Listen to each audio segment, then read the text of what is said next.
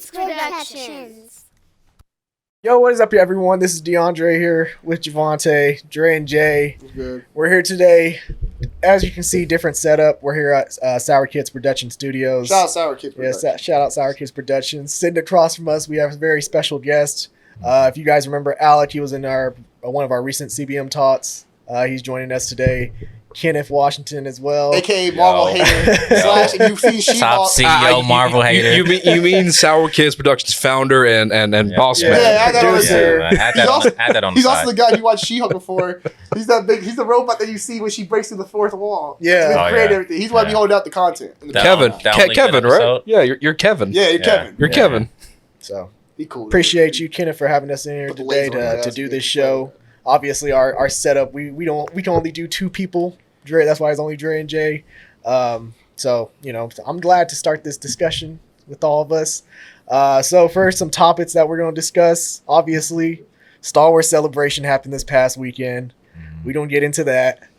We're going to talk about some of the trailers that released the past 2 weeks from Secret Invasion, Blue Beetle, etc. Talk about those things, and then talk about some new reboots and live action the projects that are happening from Disney, and there's one specifically from Matt's now, Harry Potter, that we'll talk about as well to finish out the show. But let's get into Star Wars talk. So Celebration, we knew about some certain projects, Acolyte, Ahsoka, like we already knew about those. We were always curious about what movie projects were going to be released potentially in these next couple of years. They finally announced them. We have 3 films. James Mangold has a Dawn of the Jedi type project with the very, very first Jedi in Star Wars universe. James Mangold directed Wolverine, directed Logan, for those that don't know. We have Charmin Obey-Chonois, I think, as the Rey sequel. A movie set 15 years with Rey establishing a new Jedi Order. And then we have Dave Filoni, who has a project that continues with the Disney Plus Star Wars series that is going to lead into a movie project as well. Sound like Mando. Yeah, so gentlemen, the floor is yours.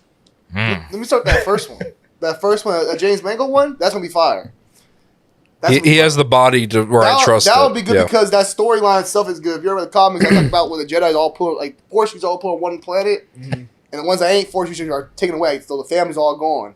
Then you got like the different power sets, like you have the dark side, you have the light, you have like that medium ground. You know what I mean? So which is like kind of what they show in the logo. When you see the logo, it has like the balance between the dark and the light. So I think that's actually pretty good. It has something to do with none of this other stuff, so I'm all excited for that. Yeah, and I think, when you look at the body of work, you mentioned the Wolverine, which I'm just going to say, I think it's an underrated superhero flick. I actually enjoyed the Wolverine for what it was. Being like a solo logo. Yeah, I enjoyed it. It was cool. That's a good one. It's a cool movie. Nothing great, nothing bad, but it was cool. And then Logan obviously has that old school Western style, which I feel like we're kind of missing in The Mandalorian since season 1. But, the old school, a true cinematic feel to it, which I think is something Star Wars has always been like, out there, space, sci-fi stuff. I think they need to be grounded a little bit in the sense of some true cinema to kind of give more of a blend, change it up for Star Wars in a way. Yeah, I think it sounds like a good idea. I do like the comic, like you said. What I really like about it is them being on the planet and they don't really know what to choose because it is light and dark and you're intrigued by both sides. So I think it'll be a good confliction to see in cinema. Will I overall really care about it dropping? Not really, I guess. Let's be honest with you. I don't I read the story before, so I don't really see how much of a difference he can do, on screen. But also I think it's the first big piece of Star Wars film set outside of the Skywalker saga, which I think is big because we've always mentioned they either need to go way forward or way back as far as projects are concerned. Because I think the problem with the Skywalker saga now is you're so constricted in what you can and can't do because so much of it is all of it is canon now. So all the shows, the movies, even the shorts like Tales of the Jedi, it's all connected. Yeah. So to go back to the very beginning, Jedi in their prime, and kind of when they're starting up, interesting because we've never seen that before done in Star Wars. Well, I also say like even with like the Rey film as well, but I like the idea that with the first one, James Mangold's, you can go take comics away from that and like change it up in bits and stuff like that. But as far as the Rey one, I'll go the Rey. I actually think I had no problem with Daisy Ridley. I don't think she was the problem with Star Wars. I think the writing was horrible for her character. So I never hated Daisy Ridley, James Boyega, Oscar Isaac. It was just writing. Mm-hmm. Now, 15 years later, they're going to probably have her do the Luke Skywalker storyline where she builds the Jedi Temple and all that kind of stuff. Mm-hmm. Should have been Luke doing it. But depending on what the writing looked like, I'm not against Daisy Ridley coming back. But I got to see what the writing looks like and what the script looks like. Oh, but that he's open to. No, because I have a problem with Daisy Ridley. I don't hate Daisy Ridley. I didn't hate her I didn't hate her casting in the original ones. Mm-hmm. My problem with Daisy Ridley was she was given everything and she was given everything day one. We never saw a struggle with her like we saw with other characters that we love. And again, anything to James Boyega, Oscar Isaac felt like kind of got pushed to the side. So if they're going to bring those characters back, which I'm sure they are going to bring them back, and they're going to give them better writing, they could be okay. Yeah. Especially 15 years later, you could do something solid with that. Well, my thing is, you know what I'm saying? One, John Boyega ain't coming back. I think I don't think he's coming back. That bag gonna be big. I mean, unless a major role is the way he was treated. I just think that he's moved on. Like he doesn't want to be a part of it anymore. I saw reports that they're gonna offer him a nice contract. Well, hey, they better offer him a blank check and say, all right, just write. I think he'll be back and a lightsaber. Yeah, there better be a lightsaber in that. Yeah, like too. and also you gotta pitch to him like, hey, this is where we see your character. That's what I'm saying. But that's why I said writing, and we already know he's kind of force sensitive. So if you have Rey building the Jedi Temple, he could possibly, you know what I mean, join him with that and learn. But I'm saying if you have a better writing, then the casting wasn't bad. It's the writing that was bad about those films. Right. No. The problem I have with it though, and I mean, you kind of were just like, I don't have a problem with this because like, oh, it's Luke, but Luke should have been the one to rebuild the Jedi Temple. I agree. Yes. He's the one that's always like. I just said I agree with that. But you said you don't mind it. Yeah, you don't mind it. That's what they're gonna change it up. They're gonna make Rey do it. I mean, shit, it's too late for Luke to do it now. But she doesn't deserve it. She doesn't deserve it. She deserves a lot of shit. No matter if they try to fix her writing, she does not deserve that character arc. I get it. I'm not disagreeing with y'all. I'm just saying you're doing 15 years like you want to make her do it now. You're making the best of the situation. You're making the best of the situation. Yeah. You screwed up the Luke Skywalker trilogy. You got nothing else to do with that. You messed that up already. Like you can't redo that. So that's the best you can do with it. And I mean, when you think about it, also with Rey, you also kind of ruined the Anakin arc in the new trilogy because Anakin was the chosen one who was supposed to destroy the Sith in darkness. By killing Palpatine as Vader, he came back to be Anakin, which something I never noticed when in the original Return of the Jedi when George adds in Hayden as Anakin. Notice his robes are, like color, like pure and white. Yeah. Before Episode 3 when he changes like darker colors with Palpatine. But anyways, like he ruined that arc. So if Rey can come back and, start up the Jedi Order again, I mean, again, you're making the best of what already has happened. Exactly. But we're agreeing that Disney pooched it with this. Well, see, because this is my thing. Because George Lucas had many ideas before when he sold Star Wars to Disney, gave him the whole script playbook to work on. They said, all right, George. He left the room. Toss that shit aside. George should have waited until we were all older because he could see how much our generation appreciates the prequels. No, I think honestly, this new trilogy made you appreciate the prequels even more. It made everybody appreciate it more. I love the prequels even. I grew up on that, but a lot of people that did like prequels, you love it now. They're watching the new shit we got. Yeah. So, well, nobody knew that somebody could write such shit writing. So. Well, people shit on George Lucas though. People hated the Midichlorians. People hated Jar Jar Binks. A lot of people hated what George Lucas was writing. But, young Anakin. Realize, the man at least had a mission. But if he guys from point A to point B. If you're gonna make like a shit trilogy, why continue off of it? I don't understand why you would even bring back 15 years later. Like, go to some other characters. Shit, make a bigger time jump. Like. Yeah. Think about this, bro. If you basically say we're done with all that, you basically admit that, hey, we fucked it up. Well, they did. They did fuck it up. But they're gonna say we can fix this if we jump. Think about it. Jumping 15 years ahead in the future. They said we got new writing, new director. We can make this okay. But those characters aren't bad, so it's not the characters that were just ass. But it's the writing. You can't say the characters aren't bad. The problem is, I had a problem. You had a problem with Daisy Ridley? Like, the actress. As an actor, no, but her script is bad. But that's the writing. That's what I'm saying. Hold on. The problem with the characters in the movies in general is because like Disney basically destroyed everything that the George Lucas's movies created. Yeah. As far as Luke's arc, destroyed it. J.J. Abrams destroyed it. Yes. Han and Leia. When you start out the movie, they're separated. You know, like you just ruined so many different characters, and Han's friendship with Chewie, low key kind of destroyed when you gave the ship to fucking Rey, not Chewie's ass. So just a lot of things that they kind of just like, all right, because we're trying to make our own heroes in this Disney trilogy. Like we had our heroes in the original. Where everything that they created, everything that they finished, that they won, wasn't a success. We're gonna make our characters the real heroes of our story. Yeah. Just like with the Empire being destroyed. All right, bet. We're gonna have this other empire that comes up. They're gonna be the ones that stop the Empire. Disney tried to. They shit on those characters, but they tried to really just pull away and have their own thing that was separate from George Lucas. Can you even look at the Star Wars celebrations or anything that they were doing beforehand? The last 5 years, 6 years, they never showed anything to the prequels. They weren't showing no love to the prequels at all. They never even recognized the prequels at any point. So they've always tried to separate themselves from what George Lucas created, in a way. But they still show those characters was wrong. I don't like how they did that shit either. I agree with you. I'm just saying that's what Disney was going for. But it screwed them. But maybe. You burn your hand. Now you learn not to touch the fucking stove. And maybe you get the right writing. Let me see what they bring in for writing. Maybe you might have something. I'm not saying I'm going crazy for it. I got to see a lot more. They got to earn me back. But I got to see writing. I want to see who's on the script, what we got going. But Daisy Ridley herself wasn't bad. But you know what's also crazy is the fact that we had a Palpatine. I mean, I guess Anakin's destroyed the Jedi Temple. So it should have been right for a Skywalker to rebuild the Jedi Order since he destroyed the Jedi Order. Yeah. Now you have Palpatine rebuilding the Jedi Order. It just doesn't. Just doesn't feel right. Don't forget she named herself Skywalker. Yeah. You know what? I mean, he had Anakin destroyed. But no, Order 66 destroyed. I will just say, quick side note: shout out to the Bad Batch because they are trying so hard to connect how the hell Palpatine gets cloned. Yeah, I get that. They're trying to make that canon in the Bad Batch. But like Mando, Bad Batch, everything, they're trying to connect to the sequels. Yeah, they're trying to make it all work. But you know, when the highway is all fucked up, start a new highway. There's no point in fixing that road. And like y'all said, like Rey, I don't want to hate Rey, but the way you made her character was the first movie. She survived a fight with Kylo Ren, holding a lightsaber for the first time. I'd give her that. Hey, she's strong in the Force. I get that. No, but then. You just had her doing things that were just impossible, man. The whole Force healing shit. Yeah.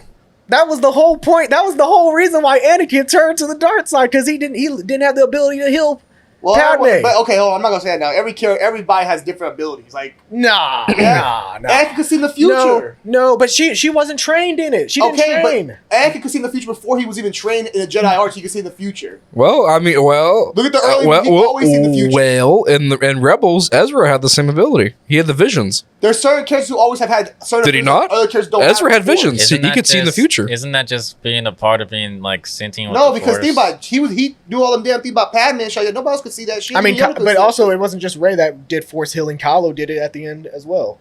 He's also a prodigy of Anakin Skywalker's bloodline. Is he not? Then why could Anakin do it? I thought the seeing the future stuff was like just a part of meditation. Like you could sense, what? The healing? No, not the healing, but the like the visions. The visions. Only visions. Palpatine was able to manipulate Anakin because he knew Anakin could see the visions. Not everybody can see the future like that. Anakin can see the future. But what I'm saying is, even Palpatine himself, he even said, like, I was a princess once. I learned from my master. He told me all the secrets, and then I ended up killing his ass. Like, what's your point, though? He learned. He actually trained under that shit, right? Anakin's also from midichlorians. He's not the same. Palpatine was actually born from parents. Anakin's from one mom, and he had no father. He's not a midichlorian, so his powers is a little bit different anyway to begin with.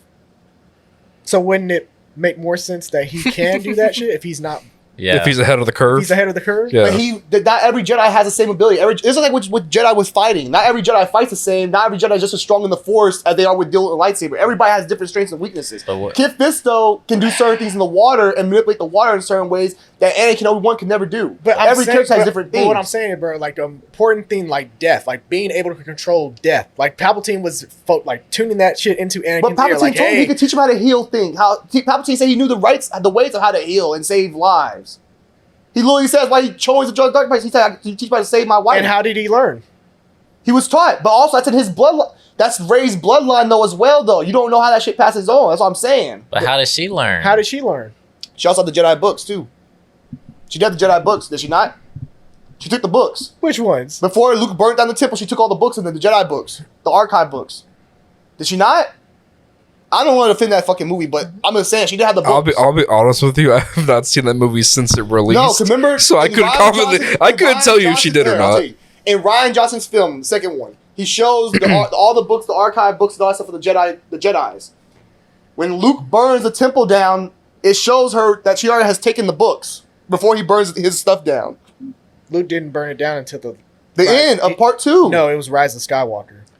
When he burnt down the temple when Yoda pops up. That was Rise of Skywalker, wasn't it? No, that's the second one. Was it? That was the second one. Second one, Yeah. Oh, shit. Yeah. Never mind. When he burns Like it down, in the she takes the beginning. books Like I with said, her. I ain't watching I, the movie. well, listen, Yeah, I've it's an been ass seeing them since trilogy. they You were. don't have to My remember thing is, though, she doesn't start doing the Force until the third movie, so you could say she was learning from the books as well. Being strong with the Force and learning from the books. So you're saying that learning from books is better than learning from a master? No, but learning from the books and already being strong with the Force can go together hand in hand. That's all I'm saying. Luke, be honest, how much training did Luke get with a Jedi? What do you mean? Yeah, He trained with Yoda for how long? Before he went and fought Vader, and then after that, it was all just him learning. And Luke's in comics, Luke's one of the strongest Jedi ever. He trained with Yoda. For how long though? Yoda passed. Bro, come on. He also, Yoda. he also- It's Yoda. he also trained with It's Ben Yoda. for a little bit too. And it- But Ben was a and it was ghost. like- Okay, you were learning. That's the case. Rey had connections with the Force Ghosts too. Don't forget, when she's sitting there, all the Force Ghosts are talking to her. We're with you, Rey. We're all inside you. Mace Windu, Anakin, Yoda. They're all talking to her. So she has the same connection like Luke Skywalker then. Bro, Look, I got his ass. Look, I got his ass. bro, it's like going to the army and going through day and night boot camp. That's But what Luke went through. how long did Yoda train Luke on Dagobah? It doesn't matter. He went through day and night boot camp, bro. It's Nah, Yoda. Luke didn't go that much training either. That's what I'm saying. Luke didn't train like that heavy. He left early. He left My before his po- training my was point- complete. my point- And when he my came point- back, Yoda died. My point is, when it comes to Rey, did we ever see her go through any of those trainings? No, Did we ever see her at a low like we No, saw I with Luke? agree. I'd say that's in the them problem with damn that character movies? is Rey never had no downfalls like other characters that we love and enjoy. Every hero has to fall for some point. I agree. She did have that. And that's why they fucked up with her writing. But what I'm saying is going forward 15 years from now, you could make some changes and have her have some downpours and fix it and make the movie good with her. I'm not saying she can't be in the film. I think she can still work out. So do you not think that if Luke is Vader's son, right, just going back to the training thing, and he trains for a certain amount of time, one of the strongest Jedi ever, Master Yoda. But Rey had Yoda too, though. But I'm saying like he has an advantage of being Vader's son. You get what I mean? Like he's Palpatine's strong too, though, right? but she didn't get no training. But I'm saying he brought up Ben Solo, right? Ben Solo was a Force ghost when he trained with Luke for real. And Yoda was a Force ghost when Luke really went back to go finish his training. Yoda was a Force ghost, right? The way that we got to Mando, Yoda and Luke had to learn that stuff from Force Ghost Yoda, Force Ghost Ben. Rey could do the same thing. She connected with all the Jedi previously, and she knew Yoda, so you can have the same kind of You thing. see the key word you're saying? What? Could. We didn't see that. it. Okay, what they come back 15 years later, they show Yoda and her as a. It's her, bad Yoda- writing. Like they gotta No, come they up with it. they just 15 show years. her talking to Yoda. They should show Yoda talking to Ben about Rey. Well, I mean, here's the point to that then. So if we've all said, jump 15 years, the best thing you can do is disconnect from everything that's happened, with the OG characters. So I think it would be kind of counterintuitive to bring back a Yoda and have like Yoda guide Rey building the Jedi. Like I Well, think I'm saying if, you don't need her to guide, but you kind of got an idea. Not to cut you off, you kind of got an idea that when she's down and out, and all the Jedi are speaking to her, Ahsoka's speaking to her, Mace Windu, Obi-Wan, both Obi-Wans, Ewan McGregor in the original, Anakin speaking to her, Yoda, Mace Windu, everybody, all the Jedi are speaking to her, so she has a connection with the Force to where all these Jedi are having this conversation with her, tell her like, we're with you, Rey. Yeah. So even though we don't get to see her training hand in hand with Yoda or any of these Jedis, it's assumed it's put in there that she's strong with the Force to where she can connect with all these Force ghosts.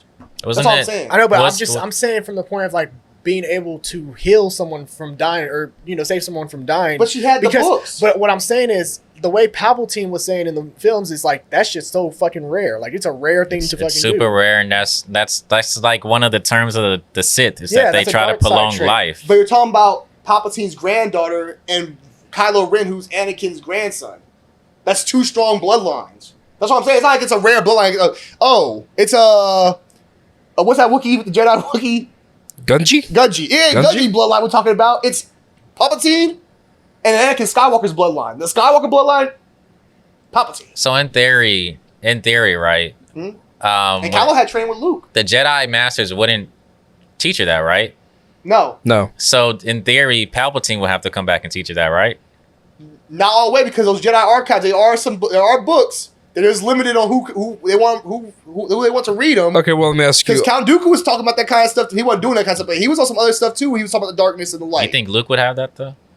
Well, Yeah? here's something. All the Jedi archive books? So technically, with Rey being a Palpatine, I know she has all the access to the Jedi archives. Mhm. Who's to say she wouldn't have the access to the Sith as well, being a bloodline Palpatine? Fact. And she did know the Sith Temple. She was at the Sith Temple Yeah, as well. I mean, it's possible that she could have used things from the Sith Temple. But also to go with that, also that point, it's not like Jedi's can't. Sure, the original Jedi, Yoda, Mace Windu, all those guys, that's why they felt Anakin. That's why Anakin did what he did. They were stuck on this whole, to have balance, you had to be all good, which ain't true. To have balance truly, you have to have the bad and the good. That's what makes the balance. So with Rey and Kylo Ren having both, because they did try to see with her as a Sith, you can say she has the balance of both. She knows where to push it and where not to push it. Yeah, that was false advertisement. Yeah, that was. Sell some toys.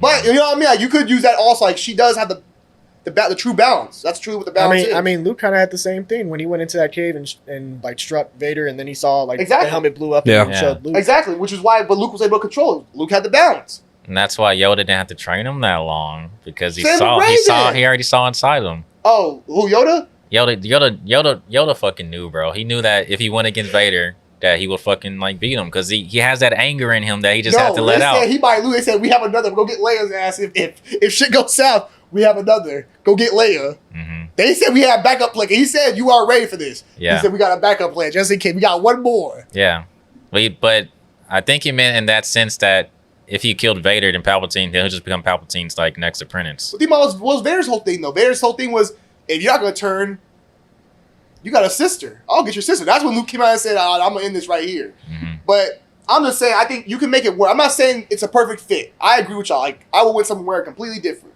Seeing Daisy really come on stage, I was like, even the crowd was like, I don't know You're how to feel. back? Nah, crowd was well. Nah, when Kathleen Kennedy came up too, they were like, you had half of the clap, and some people were like, just looking around. Yeah. Okay. Like, nobody knew how to really feel about the whole thing. But what I'm saying is, if you're going to keep Daisy really on, the story needs to be on point. Writing has to be on point day one. And I think they realize that now, hopefully. I'm hoping. I don't believe in Star Wars, but That is the big leap of faith. but that's what anything Star Wars nowadays. That's what probably Ahsoka, Acolyte, probably they drop. We have to think about the writing.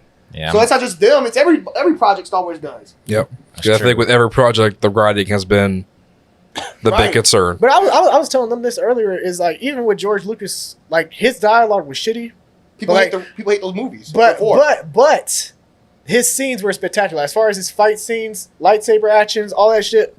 Well, also the story too. But Yeah. people no. Great. But back then, people claimed it was too much politics. People didn't like that much politics in Star Wars. They like this shit too much politics.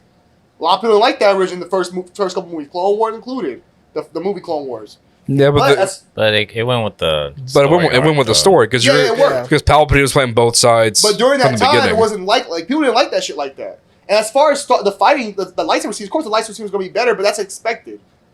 I expect the prequel lightsaber scenes to be more animated, more choreographed and everything because they're actually training. Like when Luke fights Darth Vader, ain't nobody training with no lightsabers no more. We just swinging them around. Same with Kylo Ren and Rey. Like there's no real training with lightsabers like that, like heavy like that.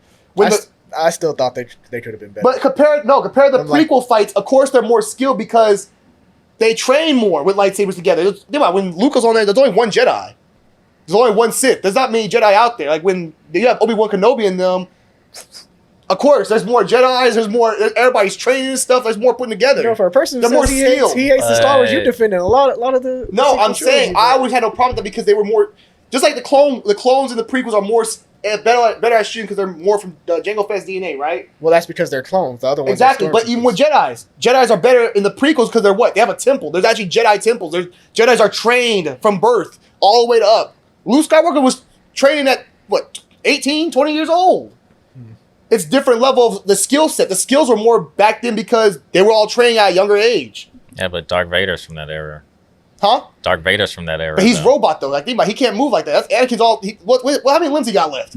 It's all robot arms. One he got no arm? limbs. He can't move. That's why canonically he switched to being more power. and stuff. Exactly, but that's why I expect him to be able to do like when Anakin was like when they show him in prequels, Anakin can do it all. Like, of course you expect that from Darth Vader because he can't move like that. But as far as other Jedi, Luke Skywalker and them, I don't expect them to build a movie like that because they're not trained that well like that with lightsabers. That's a fair point. But wouldn't they have enough like archive material to be able to train But better? think about it.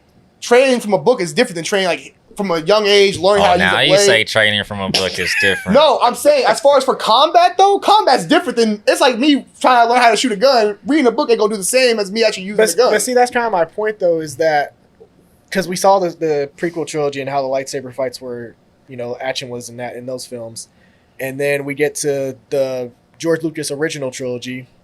That's because, like you said, the times were different. There weren't that many Jedi, so that's what a lot of us were hoping for in the sequel trilogy was like, oh, we would have this new rebuilt Jedi Temple, Jedi Order established with Luke, establishing the Jedi Order, bringing balance back to the Force. No, I agree. But then we go back to this movie or we continue this where, all right, there's not any more Jedi left. The Jedi Temple was wiped out again. But you might have we don't have no Jedi. You might have that with her future film because they showed you even at the end of part 2, the little boy grabbing the broom with the Force. So you do have Force sensitive people. It is about her finding them all. But by the time you get that new movie, you might have Jedis in training. You might have more skill fighting again. You might have all that. So by what that is point. this, another High Republic era? Is there not going to be any Sith? Like, I mean, you can always have one turn back. You never know. I don't know how that shit gonna work. They do need to do different villains for this story because Yeah. I don't want to see another Empire. If I see another fucking stormtrooper, I'm gonna lose it. yeah, that's what I'm saying. Like, it has to be something unique. Like, if you have, I just feel like they're going to repeat. I mean, I would just pull villains from the fucking Legends. No. From You gotta do a Legends. certain. You create villains. What if you did? What if you did instead of the rule of 2? You had a bad Padawan go bad and create his own Sith. What if some of those kids went straight dark? Some of them don't find out. Some of them went straight dark. Some went to light. See, we've seen that storyline before. Yeah. I would be cool like, seeing 26. What if I got a pitch for a great What villain. if, because with Ahsoka, you have the world between worlds, you have the time travel and everything. What if it's a Sith from back in the day, like I don't know, you just bring a Darth Bane or something. You talking about based on some Marvel stuff? I have the perfect villain pitch for the sequel, for this new movie. Okay, so imagine it's mostly a robotic being, not a Jedi, but he's been trained by Count Dooku in the ways of a lightsaber. I don't want General Grievous. I know you're going with that. I already could tell where he was going with that robotic shit. It was a joke. No, I think you could do if you did 26, 20 Jedis. That'd be kind of cool. I know that's some old Republic type stuff. But that'd be kind of cool to see. I don't know what they're gonna do. We gotta see what they're gonna come out with. But we got think about it, no Star Wars Celebration next year. So by the time we see Star Wars Celebration in Tokyo in 2025, we'll have a better idea what's coming out. We'll have trailers by then. Yeah. Hopefully. But wow, they'll probably not Or updates at least. Yeah. More of a We'll probably know more plot. by Star Wars 2025 Star Wars Celebration, not 2024. Well, Yeah. hopefully the movie gets canceled. Like And the other it one. actually, it actually made me feel good that they're not doing Star Wars Celebration next year. That actually makes me happy. 'Cause that means y'all gonna be in the lab working. Well, don't they do it every 2 years? No, they do it every year. No, they did it last This is the year. first time They did it last year. This is the first time they're not doing it next year. They always done it. Last year I was in could Chicago. have swore they did it every 2 I years. remember Last last year was Oh no, when, it was in L.A. yeah. I was say last The year. first year was in London. Yeah, it was for the Obi-Wan stuff. Yeah, they had Obi-Wan last year. Yeah, I could have This is the swore first time that it was in L.A. last year. Then it was Chicago the year before. They always then COVID. and then the year before was the new Star Wars park and yeah, they cut it off because of COVID. But that was the only time. They Yeah. always have had it. Yeah, they've done it every year. But next year, not doing one, and they're gonna come back in 2025 with Tokyo. But that makes me feel good because that means that you're gonna be really working on some stuff that has some stuff to come out 2025, Yeah, which makes me happy with that. Because you said they did Chicago, right? They did LA the last year before this year. They did LA, I think. I think it was LA the year before. They do it pretty much every year though. This is the first time they're not gonna do it next year. Well, they did it back to back, 2022 and 2023. They did They couldn't 2022. do COVID. yeah. Well, COVID. I'm saying they did 2022 in Anaheim. They did 2023 in London. Yeah, it's this year's. They did Chicago in 2019. Yeah, then COVID. 2017 was the one before that. That was in Orlando. Mm-hmm. That's when the last movie came out. Then 2016 in That's what I'm saying. It's pretty London. much, yeah. 2015, 2013. So it depends. Sometimes they do every 2 years. No, sometimes because they that do- was 2017 was when the movie came out. That's why they didn't do one for the next year because that's when they had no more properties. They did the movie. The movie came out 2017. But I'm saying, like, sometimes you'll see, like, look, there's 2010, then the next one's 2012. They have one in 2013, then the next Yeah, one's but 2015. that's what I'm saying. They only do the breaks when they have an announcement of a Yeah. movie coming out. Or something like that. That's what I'm saying. That makes me feel good about the announcements coming for that Yeah. Tokyo one. Yeah. Mm. But overall, man, I think it's gonna be. I don't know. We gotta see. But I'm trying to Yeah. think positive. You sure you're not wearing a Star Wars shirt or that? Nah, bro. You know, I'm only with that I'm only the Marvel shield, but that's only why I think I know, because the way he was talking at the beginning, no, like, we'll get to. I'm gonna get. Look, bro. Look, I'm like this on the child. So, Javante, positive ways. let me ask you this then, okay? So you think it's a bad, messy property, but you're still trying to way to defend it and make the best out of a situation. No, I'm gonna give. So, like, if I were to tell you Obi-Wan was flawed, but yet I still point out some of the good things, and no, I'm saying but I'm agreeing with you is bad. Look, all I said was this. I said, hopefully they learn from their mistake. They're going 15 years later. Daisy really never had a problem with her. I had a problem with the writing. If you fix the writing, that changes a lot of things. All I'm saying is, there's definitely some wrong with Star Wars. But this right here, I can't say is wrong because I got to see how it turns out to look in 2026, Sometimes you got to take a nail, burn it down, They've and been then taking move it down. on I'm to the going to rip next. them up. I give them a little bit good. I'm going to go rip it. I'm about saying rip them you got up. to move on to the next. I feel like I don't know who the top dogs there are, but I feel like it's bad to be like, we fucked up. You know who the top dogs are. But yeah, You know who they are. But let's bring the piece of the pie that's like from a bad batch. Like, it makes no sense to me. Like, just make a new pie. Okay, let's tell you. You know, why did Rey bury them lightsabers if she was going to rebuild a Jedi temple? It's a good question. Man, that's a great script They're not writing. going to bring their lightsabers back. Okay, a serious question. Do you think she'll be a Skywalker or a Palpatine? In the She movie? already said I think she- she'll choose day by day. I hope they'll Yeah. change and make her Palpatine. I hope they'll rewrite that and fix that. Every week she'll change or Yeah. something. It's not even the Skywalker thing that makes him like irks me. It's the fact she's in the middle of the desert and she's on someone's house. And this random homeowner comes by her house, and goes, "Who are you? You're on my property." I love seeing the reactions from the theaters because there's a bunch of like reactions where people are like booing and they're like, "No, what?" But to Javante's point, I agree. I think they're trying to make the best of the sequels and push away from it, but at the same time, you bring Rey back, and now you're just trying to maybe redeem some of the things that you wronged in the sequels. I actually wouldn't mind if you don't bring back John Boyega and Oscar Isaac. I think it'd be cool if you don't bring them back and you just made Rey not the lead character, but one of your characters. I think okay, what about this then? What if Rey's not your lead character? What if she's there, but you have a new lead? See, I was gonna say, I Like she feel has like two protege. Yeah, Jedi let's that say she's there's training. somebody else we're following. I feel like the other characters are more redeemable. You know what I'm saying? Like Rey had so much shine in the last trilogy that it's really hard to redeem her character. That's what I'm saying. 15 years later, older Rey. What if Rey's just there, but she's not the lead? She's there. Yeah. She's in the movie, but she's not your lead. That's your fault. Yeah. Like she ain't the one we're following, really. Yeah, but I mean, if she's like a side character, So I like stop by right now, give her like 5 minutes screen time or something like that. I'll take that. bro. Remember the video game that had those twins, and they made that little short. What if you did that storyline? Kylo Ren, she was pregnant with Kylo Ren's baby. They got twins. Hell Hold no. on, let me finish. Kylo Ren got her pregnant. They got twins, right? How he get her pregnant? The Force. Force. Okay. That's when she got pregnant, right? It was when he was shirtless. Kylo Ren's she Giving his pregnant, right? last. Since she had two twins like that storyline, right? And we have these two twins Does she both trying to find their way. does she die of sadness? I would love to see those twins. I would love to see one of those twins go bad. Yeah, but in that story arc, That's kind of cool. We ain't seen that. It Two is, siblings. I assume it is funny that you say that and bring that story into because the one with the little girl, the mom actually kind of looks like Rey. I wouldn't mind if you did that storyline. You had two twins. Both love their mother. Both want to impress their mother, something like that. Both want to be like their father. but One goes south. But in that short that you're talking about, there was a dynamic there. There Like is. the father was you know, What if you make Ray that Yeah. though? What if you make Ray that? how would you? Ray? Well, Ray got to go evil. Rey's Oh, not no. evil. Kylo- It's Palpatine Ray. Palpatine. The Skywalker Ray and there's Palpatine Ray. Not saying Yeah, do yeah. exactly that. But what if you did have something like that in that dynamic? That'd be kind of tight. It'd be different too. You could Two twins. you But see, pique my interest. That'll be dope. But you see, the problem is they already fucked up. Like you can't. How you gonna get to that storyline? I mean, think about it. A Palpatine Skywalker mix. it sounds. Wouldn't that also be copycatting like just the last two trilogies because you Not have really. Well, I'm saying because you always have like this Padawan who ends up turning to the dark But these side. aren't Padawans. These are two equals that go separate paths. like family members. They're family. They're equals. One's not above the other. They're twins. So like if it was Luke and Leia and like if one went to the Yeah. other. But I yeah. feel like you would have to have like the reason that short worked is because it was like an Empire type feel. Like I like okay, this is the father, the big dude, the big bad, and then you have the why it son worked who's a in the good. game. No, for sure. You have And these then- changes. But then say this. Say one twin takes his own team, takes his own, the other Jedi Temple, takes his own students, creates his own thing. Now he has a whole bunch of Siths. Oh, it's like a family empire type thing. Yeah, them broke in half. Yeah. That will work. I think that'd be kind of fire, bro, because then you have two different, because the Sith have their own ideology. You got the good who got their own ideology. Two clashes and no Padawans. Equals, we have a bunch of Jedis and Siths.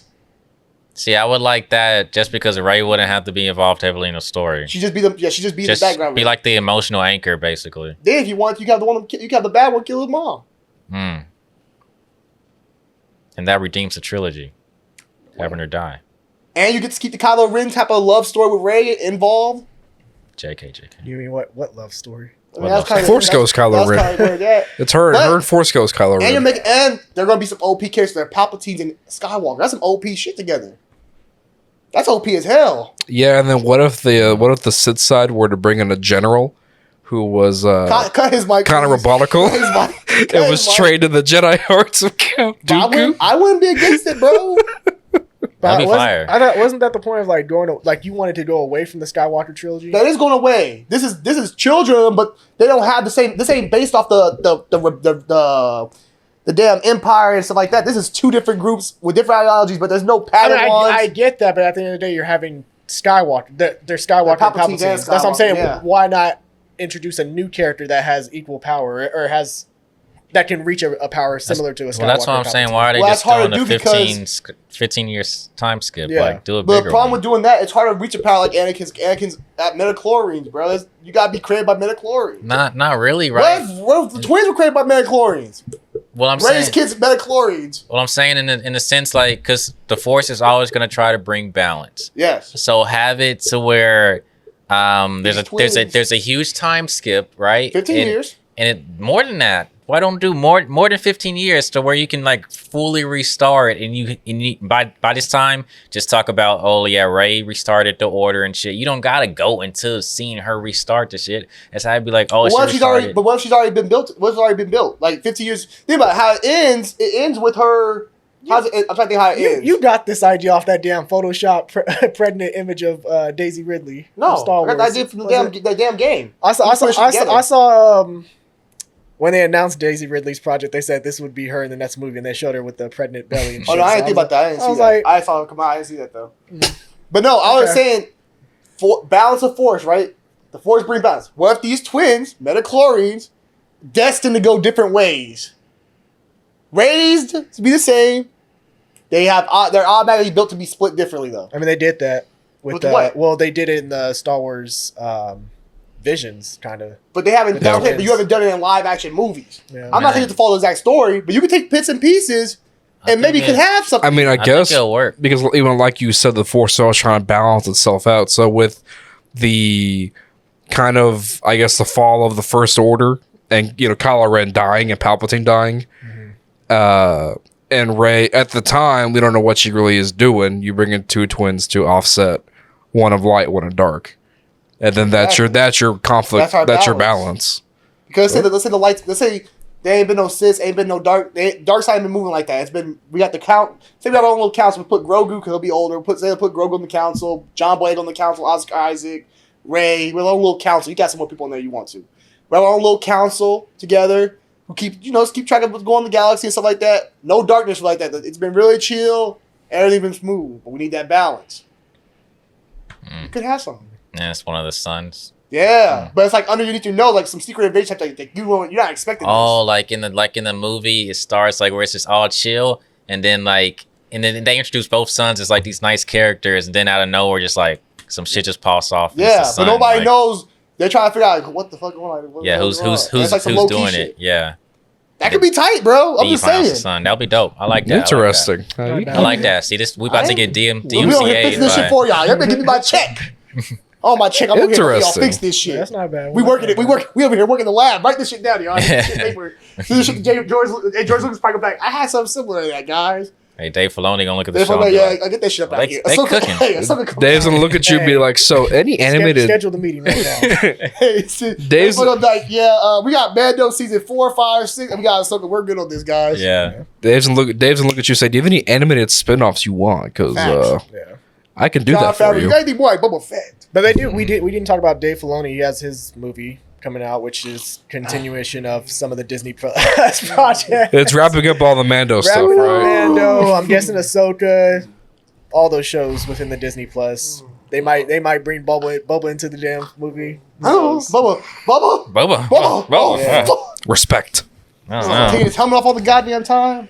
So there's that project. Peacekeeper. Man, nobody trying to see that shit, bro. Dave Filoni lost some credibility too. But I ain't saying he got to get fired. But Jon Favreau, gotta take that ass chewing. Okay, but so feel y'all like feel, but y'all feeling the Ahsoka trailer though, right?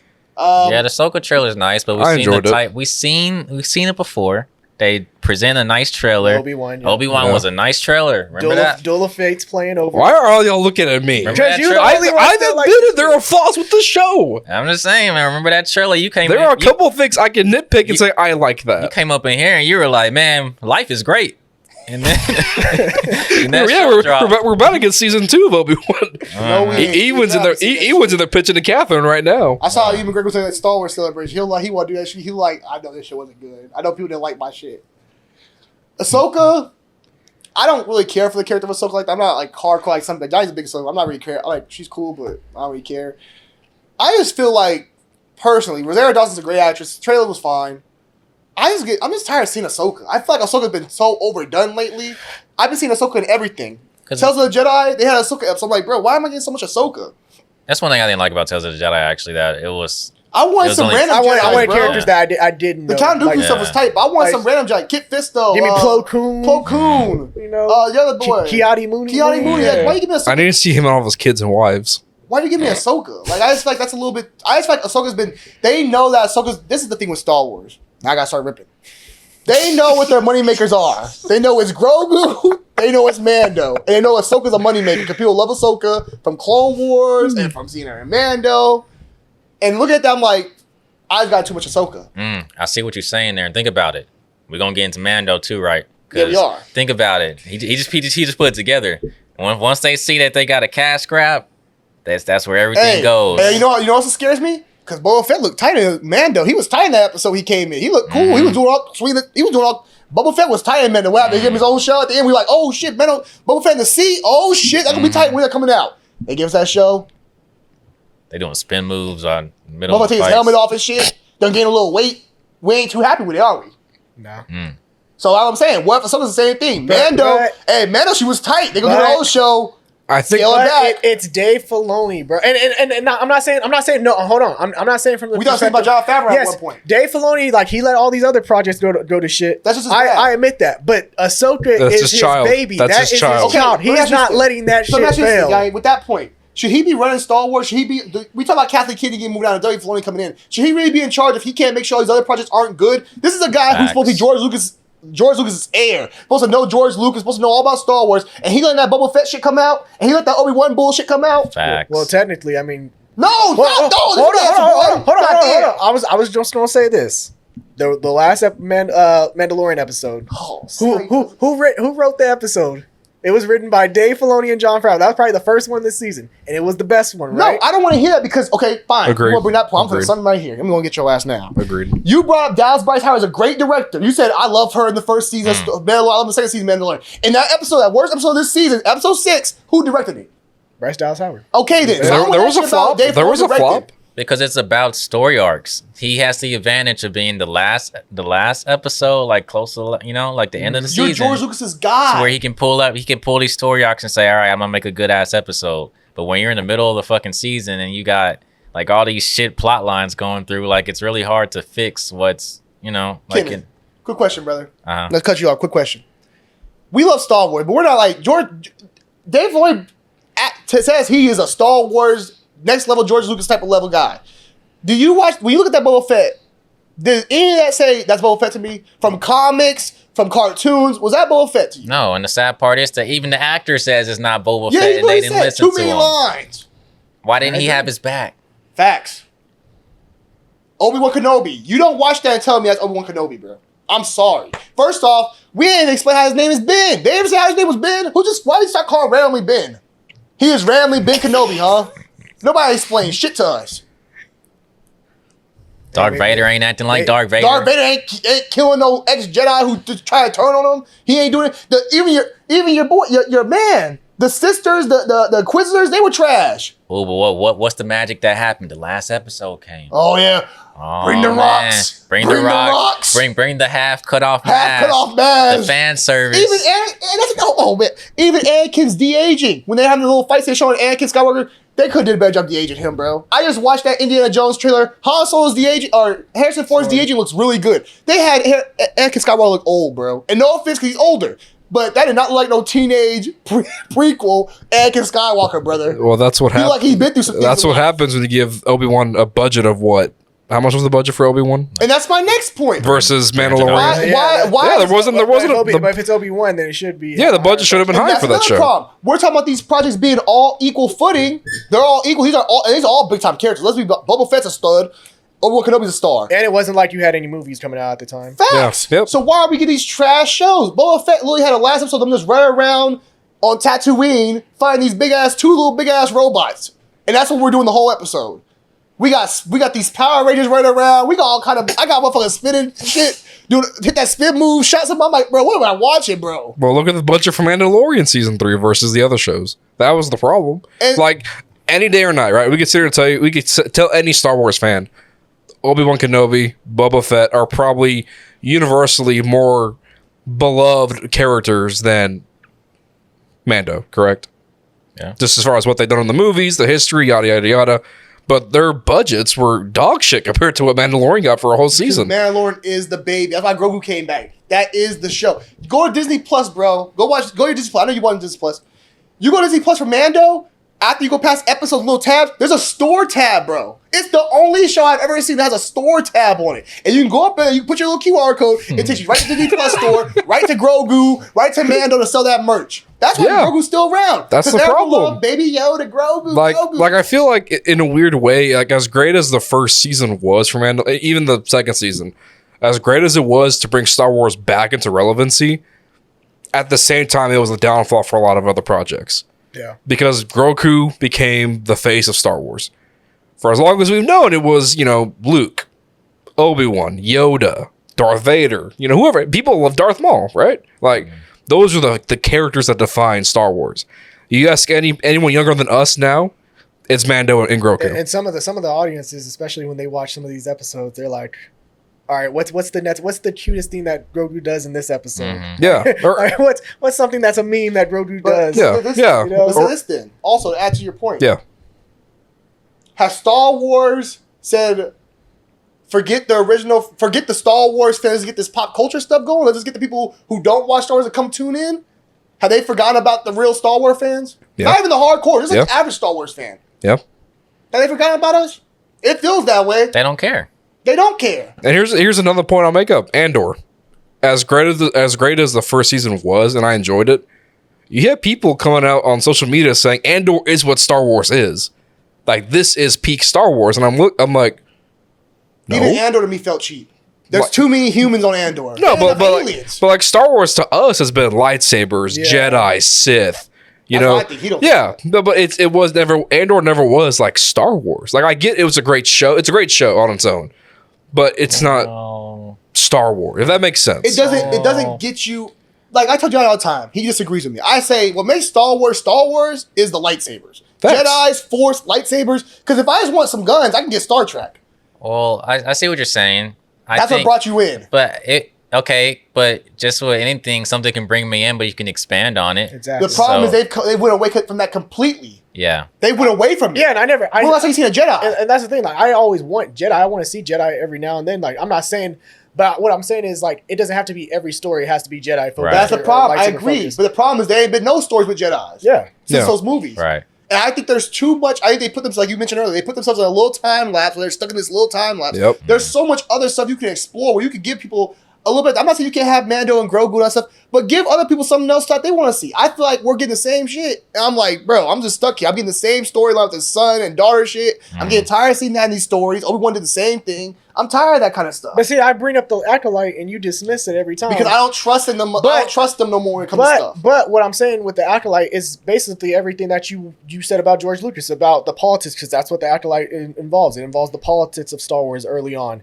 It involves the before the rule of two, the Siths. One of the things that I heard about the Acolyte is like it explains why Sith were able to get under power in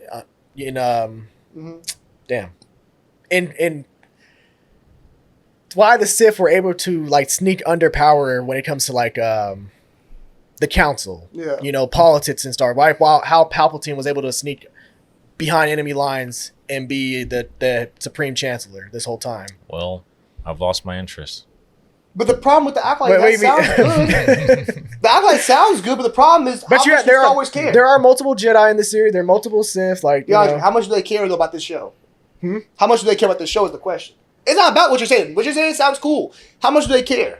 Just like Boba Fett. They didn't care about Boba Fett. They didn't care about Obi-Wan. If you don't care about Obi-Wan Kenobi, one of the faces of Star Wars, and Boba Fett, one of the faces of Star Wars, how the hell do you expect me to believe that you're going to care about the Acolyte, who don't have a face of Star Wars in that? My problem with hearing that is like, if I would have heard that before seeing all their new shit, I would have been like, okay, this is cool. But the problem that they have is such slow pacing that they're going to focus so much on that political stuff that it's not going to expand the story, until the end of it, like they've been doing. It's going to get to the end, and then, some big fight's going to happen, or like some big moment's going to happen, and everybody's going to be like, all right, this is a great show. Yeah. And I mean, here's the thing about Star Wars, the track record since Disney has bought them. I feel like the animated content they produce, the last season of Clone Wars, The Bad Batch, Tales of the Jedi even.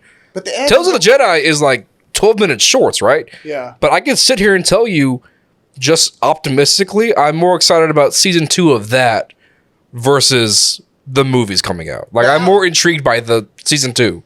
But Clone Wars was coming out before Disney had them. Kevin Feige was, Dave Filoni was before Disney bought them. Clone Wars was already banging. But did you think it was going to be that good the last season? Did you think it was going to be that hidden, that kind of level? Yes, because his other seasons before they became on Disney, he was already doing it before they hit Disney Plus. He already did this. He started the show. The show started before Disney even accumulated them. So what I'm saying, I already knew what Dave Filoni was bringing to the table. Disney was going to continue what he already had started. Yeah. The problem with is Disney has this new stuff they're trying to create. They can't create anything. That's all previous stuff. But see, that's what I like about Ahsoka though, is because like it's bringing new shit to Star Wars that people haven't seen before. You're gonna see a lot more mystical elements introduced, such as the world between worlds, which was shown in the trailer. You see these new Jedi. That Jedi turned, they're not Sith, but they're not Jedi either anymore. They're like, I don't know what to call them. What are you basing this off of? Huh? I thought the Inquisitors were going to be tight too. Yeah, I know. So what makes you think that's going to be all good? They might just be bland the characters. Inquisitors will be cool as fuck. They will be, Inquisitors. I mean, that is true. Here's the thing. What I'm saying is Ahsoka brings other factors like time travel is something that... But they're not... It don't matter if you don't know writing, bro. They're not... I love the idea... They're not gonna go fully through with it and fix this shit. Like I don't see it happening. And I mean, here's the thing about if you want to compare Ahsoka to say Kenobi, right? Like Deborah Chow, who directed Kenobi, was not that. Obviously, they didn't know all about the character from the Clone Wars, the prequels, even Ben in the original trilogy. Like they didn't know enough about the character to make the show properly. They really did. Ahsoka, Dave Filoni created her and made her relevant in the Clone Wars, and he saw the popularity of the character rise, up until the last season, and then she got put into Rebels. So I feel like the care and the execution of that character will be handled a lot more personally for Filoni versus Deborah Chow, in Obi-Wan. Exactly. Okay. That's why I'm more optimistic about it. All right, like y'all can say all you want, like, because the track record isn't good. Yeah, like, but I'm saying it's not good. Y'all can say all you want that, man, he should be taking care of all these other projects. He should be placing all the other projects on priority. I'm not talking about these other projects right now. I'm talking about Ahsoka and why I expect that to be good. Question. Now, as far as him controlling everything else, he probably should. He should be more hands-on with shit. Question. What? So this is why me and kids are saying Star Wars is cooked, because the fact that the only thing he cares about is the thing that he created, that means all the other shit just go to hell. Like, hey, do what you want to do. That's what I'm saying. That's the bigger problem. Anyone say Ahsoka's gonna be good? Let's say Ahsoka's good, right? What's after Ahsoka? Was more Ahsoka? Well, no, that's pretty much what Mando just did. Mando did the same thing. Mando was fire. Season 2, Season 3. Ahsoka's the same thing. He has the movie. No, don't do that. Don't do that because movie, which don't do that. Well, look, Thrawn is probably going to be the villain of that movie. The problem with well, before you guys saying that, the problem with that is you can't say, because that involves bringing characters together. They don't care about these characters like Boba Fett, like Obi-Wan Kenobi. They don't care about the characters unless they're his character. The Ahsoka is only. Let's see how she looks on her own film. We've already seen her with Mando. Let's see how she looks on her own film. But I saw Boba Fett, who was tight on the Mando show, and everybody was excited about his show. Get his own show that was trash. So I'm not. You can't give me that whole it's all built up to this one connection. I'm not buying that. And that's another thing. But if that's what you're telling me. But the Ahsoka show, I don't even think it's really like a full on Ahsoka show, because it's also technically like a Rebels sequel as well. So basically, you're telling me we're trying to do some Marvel stuff where you're basically trying to get me a lean in every season to go to the next season. You're not really giving me no stories, which we'll get into with Mando. But basically, you're trying to do like what Marvel has started doing now, which is why Marvel has had its problems. Is you're trying to get me just enough to get me going for next season. So you admit Marvel has I call its Marvel problem, really mess up sometimes. Lately, they've been messed up. They've been doing that thing where they do basically give you a story just to get you to the next story, to get you to the next story. Not really giving me no real content. And that's the thing you're saying that Dave Filoni's trying to do, is try to get this content out there to get me to the movie, which is the big finale. So everything else is going to be just leading up to, the next season, the next season, That's the next been season, a problem the next with a season. lot of material coming out these days. We were talking about it earlier. We're like Super Mario, That's where why it's my just Marvel like movie of the year. where it's like it's not anything to lead up to a sequel. It's just a singular piece of content. It's well crafted for this movie to go enjoy. It's not about what you're going to see in the future, what I'm trying to build up, put the Easter eggs in for the future. Well, Marvel will change Marvel's that. done the Marvel same will thing change that lately. for everyone. No, but Because before superhero films were standoffs. They were. hold on. I'm gonna go on. You're gonna go do it to Marvel. No, I'm not trying to. I'm just saying, like before, like the Spider-Man films, they were 1, 2, 3. That's it. The X-Men were the X-Men. It was their movies. But Marvel made everything connected and changed the game for But film. even you're connected, Alec. You can do it properly. The first two phases of Marvel, right? They did that. Yeah, that's what I'm saying. Lately they've been slacking with it. What I'm saying, Yeah. they've been slacking with it. Yeah, what yeah, I'm yeah. saying is, if you're gonna do that, what you're talking about, you have to still give us good content. Captain America, I watched Civil War the other night, or not Civil War, Winter Soldier. That's a great movie on its own. Yes. Screw the fact that it leads up to some future stuff. Iron Man, all those films are the phase 1, 2 are great. Just films on there, they can stay on their own by themselves. There's a lot of people that like spy films that just enjoy that movie. Yes. The Captain America film, to me, is one of the best trilogies, but all those films can stand on their own 2 feet. The problem with Star Wars content right now is everything trying to lead up to this next thing. That's the problem with Mando. We talk about episode 7 if y'all want to. Episode 7 was great. But I still got them trash episodes you gave me before. Yeah, and now I got one episode left that you're going to give me this whole cool thing and you're going to lead me up to something else. So it's a waste of my time. I should just watch the last 2 episodes every season. Exactly. That's bro. Yes. If you gotta skip to the You end, wasted my time. If you gotta skip to the end of the season, it's trash. You Like wasted end my of the day. time. Like as Ahsoka, like I said, every show has been slow. I just feel like Ahsoka, and let's say okay, yeah, that's his baby. He cares about the show. All right, but who's to say he even has to control like we think he does? If maybe he has tried to like step up and say, hey, that's not Boba Fett and all this shit, but they're just like, all right, like I don't care what you say. So who's to say that they know that Ahsoka is a popular character, like we said before? They're gonna take advantage of that and be like, all right, let's put in what we want to put in instead of what you actually want to put in. And also to add to it, I'm gonna shut the fuck up. I know I'm talking a lot. I'm gonna shut the hell up eventually.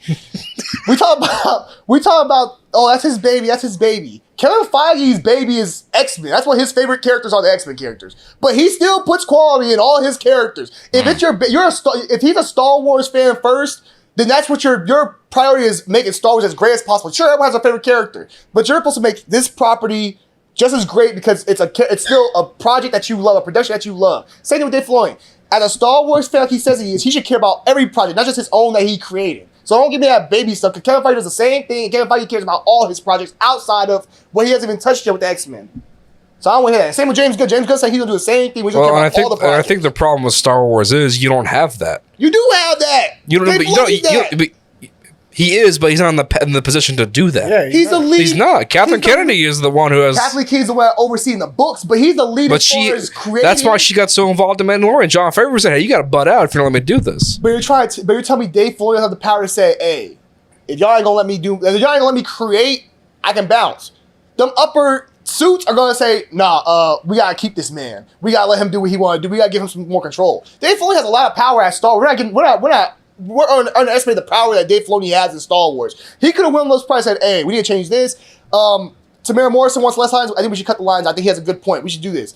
I think he has the power to go around and say, hey, this ain't it, this ain't it, this is it, this is cool, let's fix this. I think he has the power to do it. I think we're underestimating his power scale. Because Bob Iger got power over Kevin Feige, but you think Kevin Feige ain't going to tell him, hey, that ain't right.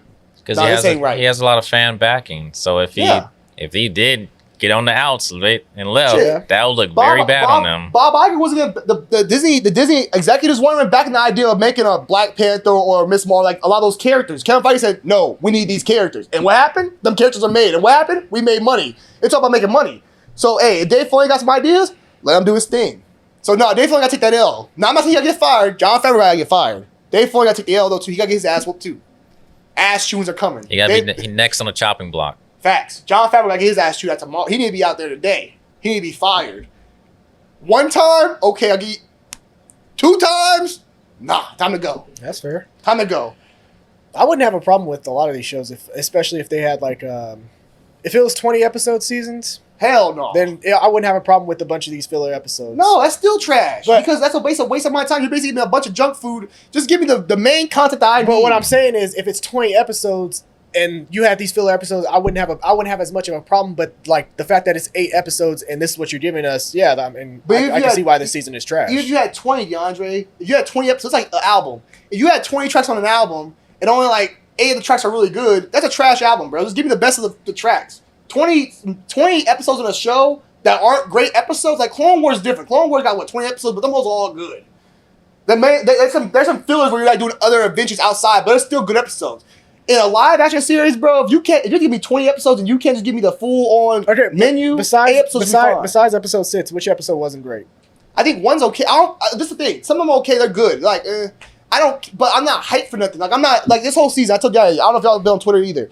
I don't feel like there's really been hype for Mandalorian this season. No, I forgot it premiered. I don't watch it when it comes out. Yeah, exactly. I forgot when it premiered. And sure, Bad Batch came out the same day, but I'm not going to use that as an excuse because they should overdo Bad Batch. But every episode, even the good ones, like the early ones, besides the what we talked about yesterday, I'm like, okay, let me see what they're going to build me up to. The problem was the build-up wasn't getting nowhere. I was going, Well, I feel like with Mando in particular, you took 2 steps forward and then like 15 backwards by bringing back Grogu. Yes. Because like you would establish Luke was taking Grogu away to train him in the ways of the Jedi.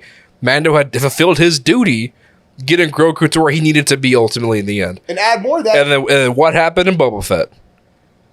Yeah. He came back and went goo goo gaga and picked Grogu over Mando over being a Jedi, and everybody lost their minds. Well, even add that, Alec, that's 2 episodes right there. You had Grogu and Mando together, or those characters in there were playing big significant parts in those episodes. That's 2 more episodes that you could have focused on. Hey, get all this other bullshit out the way. And so I told y'all before, season 3 was full of nothing but space adventures with them 2, and Grogu doing some kind of childish thing to make Mando think he's his father, and everyone's gonna lose their minds on the internet. But like I told you, I said the problem is Jon Favreau got to get fired for this reason. He's done. I don't think Jon Favreau had a plan for us. Season 2 ended so perfectly. I think that was it. I don't think he had a plan to bring Grogu back and all that kind of stuff. That's probably them saying, hey, we got to make this money. Mm-hmm. I would have said, I don't have nothing to write for y'all. I don't have anything for Mando for season 3. Well, because I always did see like the end game of them trying to reclaim Mandalore. I saw that since the first season. But you brought Grogu back. That changed everything. That would have been a cool storyline. Them reclaiming Mandalorian. But that's what they're trying to do right now. But right now you have 2 characters, Grogu and Mando, who are just side characters of Bo-Katan. They have nothing to do. There's nothing for them. Their characters have nothing to do. Even Carl Weathers says in the episode, I thought you were supposed to complete your mission. You got the kid back. Yeah. Like, why is the kid back? Yeah, you had nothing for. Din Djarin has done nothing this whole season. And like I would have preferred. Like I like Bo-Katan. I like the fact that they're putting a focus on her this season. I don't mind that, but don't bring her up while tearing Mando down. You're not tearing Mando down. Keep them both at the same pace. You're not tearing them down. You don't have nothing for him to do. Man, you tore the man. How you tear him down? You have nothing for him to. You have nothing for that character. That character has no arc. There's nothing. What else do you want to see from Mando? There's nothing for him to do. He gave away the Darksaber. I feel like he could have been the one to. He could have been the ruler. Yeah, he could have been the one to rule. I won't rule him. He could. I don't think he could have been ruling. I think he could have found, like, let's say if he never redeemed himself and he was studying these other factions of Mandalorians, then he's the one that becomes the one that's between 2 different factions of Mandalorian. He goes away from his old ideology. Exactly. But that's what I'm saying. Okay, let's go to the point. They're writing. That was never the plan. They had him going back in that first episode talking about he want to be back with his cult. He want to go back home with the that's- helmet back and on. that's 15 step backwards, like Alex said. That's 15 Exactly. step backwards. And that's how every episode has ended. Like you're like it's about to go this way, and then it's like nope. Or it's like a reset when you go to the new episode. And what that tells me is you don't have no story really for that character. Like you said, I think season 2 was perfect the way it Now you ended. ended it. Because Yes. like Bo-Katan is a leader, but like I've seen Mando be a leader at certain points. Like he's a great person at uniting different people, different species to fight. Yeah, before You season 3, know? you could do that before season 3. But once you had that first episode of season 3, I was like, you can't have him lead. He wants to go back to being a part of his cult. He don't want to see like, oh, I can be everything. Yeah. He wants to go back to be where he was. So there's nothing for him to do. That's why I say these characters are pointless. Grogu's pointless now. Mando's pointless. And again, I think just in that first season where you had the old school Western kind of feel, like a standoffish kind of film where, you know, Mando was kind of this solo character doing his own thing, you know, flying around the outer rim doing whatever. That was cool. It was different. And then you brought Grogu, and it was like, okay, cool. What are we doing now? Like, I agree Because now it's just wacky adventures Yeah. with Lizzo with Jack Black. because like compare the first episode of this season compared to like the first episode of last season, where like he travels to this outer rim territory. He's trying to find this other Mandalorian, a person wearing Mandalorian armor, and then Watson comes Cobb Vanth. I just thought that was a cool ass episode to me. That was like Western style. I mean, here's the thing about season 3, right? I told DeAndre and Ken this earlier, Javante. The two big highlights for me, right? I think what personally broke Twitter, seeing Zeb in live action, right? CGI'd, and then the Ahmad flashback where he rescues Grogu, and everyone talks about the redemption for the actor himself, you know, being the Jar Jar guy. That was cool. Those are the two biggest points, right? At least for me, I feel like. Yeah. No, the thing And they have nothing to do with Mando whatsoever. I probably the only thing I like about the season really like the pirates, the big baddie, the pirate. I thought he was cool. I thought some stuff you see on Clone Wars. The space battles were cool because we don't really see those out there no more. But a lot of the story I just haven't really cared for. I really haven't been intrigued to watch any of it. Like I'll watch it. I told you I watch. I'm like, yeah, I'm gonna watch it when I get some time when I feel like it. Right now, I'm like, man, I'll watch something else. But I'll go back and watch Clone Wars or I'll watch the original trilogy or something like that. I just don't feel like watching. I'm just like, I'm not really intrigued. They don't have my interest. So I'm like, oh, I want to tune in and watch a new episode of Mando. There's no more story to tell. Yeah. He's done. And I wish they would. John Favreau get fired because you let that Boba Fett come out. You're probably a Star Wars guy, so you let Boba Fett come out. Wasn't it? And now you let this Mando come out, and it's bad. And Dallas Bryce Howard, who we consider did you get her Star Wars movie, great director. Even she couldn't say that episode session was ass. And she got to take an ass chewing too. Now she ain't gonna get fired. John Favreau be the guy to he gotta get his head cut off. He gotta get fired. But she gotta get ass chewing. The writing gotta be ass chewed. The casting choices gotta be ass chewed. The fact he brought Lizzo and Jack Black, bro. Like I like Lizzo, I like Jack Black. But I don't like all this pop culture cameo stuff in Star Wars. It took me out of the episode. Well, I saw Lizzo and Jack Black, I was like, this took me out of the Star Wars. I'm not in Star Wars no more. I mean, the last 3 episodes of Boba Fett were all cameos. Between Ahsoka, Luke. Hell, they brought R2-D2. But at least It's a Boba Fett. I mean, those are character at least those cameos. cameos. Oh, it was celebrities, yeah. If you would gave me Lizzo in an alien outfit or something like that, okay, maybe I could buy it. Or Jack Black in some alien gear or something like that, okay, cool. You give me Lizzo in a costume and Jack Black in a costume, being Lizzo and Jack Black. Also, Tom Holland's brother was in the episode. Oh, he voiced the Prince. And Yeah. I was like, bro, like, what am I watching, bro? And then it don't make no sense. I'm like, bro, story writing wise, I'm going back to episode 6. Sorry, I might go on a little rant. We go to episode 6. We're going into the city. The Mandos are outside the city. Why are we going to the city for? Why do we have to do all this? Then I get that dumbass iRobot scene where he's kicking the goddamn droids and one runs off like iRobot. I didn't kill him. And all that bullshit. I'm like, bro, what am I watching, bro? And I was like, what? The ending was cool with the little fight scene. Now the Darksaber shit was kind of stupid, but the fight scene was cool. But overall, I was like, what have I been watching with this show? And I don't even know what the direction is the next season. And if I told you, Like, I don't know. Where do you go from here? I told you, Star Wars is cooked, bro. It's cooked. Star Wars is cooked. It's all the love of Star Wars has been gone. It's gone. I just don't know what direction you go from here. Disney has ruined it, bro. I think it's over. I think you just But you just said that you were gonna give the Ray thing a chance. I said, let me see what the writing looks like, and let me see what the storytelling of the writing looks like. I'm saying for right now, for the next 2 years, that'll come to what 2025, 2026. For right now, Star Wars is cooked. Yeah, they need to start new, bro. Like, I mean, there's a reason why I personally am more excited for the animated content coming out And also, than any of the live action stuff. Maybe Ahsoka. Obi-Wan should have been a movie. It was originally the guy who wrote it. Originally had it scripted for a film, 2-part film, explaining the Ben Kenobi and all the rest of that stuff. take that and turn that to what 10-episode show, bro? We're being cheap. Well, I was saying before the show, you should have had with Obi-Wan. You should have had Black Chrysanthemum in it. You should have had. You could have did so much. Bro. I would have saved that Vader scene at the end of episode 2 where it reveals like, oh, Obi-Wan's or Anakin Skywalker's alive, and Obi-Wan finds out. I would have saved that to the end of the fucking first season where you know what I did for where Darth Vader wakes up. Obi-Wan? How I would start to show off first episode. I show Obi-Wan, working, doing his daily life. I show him go back to his little home. And I see Jabba the Hutt has sent people down, and they're stealing crops and stuff from Luke's family. And I want to see him find Black Chrysanthemum, find some of Jabba's goons, these bounty hunters, find some of them with the lightsaber going crazy. Yep. That would be tight to see because he's supposed to defend him. That would be kind of cool. That's some comic book stuff too that they did in the comics. That would be dope. Like, you could do something like that, bro. This didn't give me nothing I wanted. They gave me a bunch of nonsense. And then, wasted my time. And then to connect that to, say, Maul. Well, obviously in Rebels, Maul's in the Sith Temple looking for the holocron to track Obi-Wan Kenobi. So say him being a crime Sentinel Lord at the time, he's obviously connected to Jabba. So if he catches one of Jabba hunting a force-wielding Herman Tatooine, that piques Maul's interest. Yeah. That then sends Maul on the hunt to find a holocron to track Kenobi. Yeah. It just cooked, bro. Star Wars it just seemed like it's cooked, bro. It's a place. They cooked. Well, once Disney acquired it, cooked. Yeah.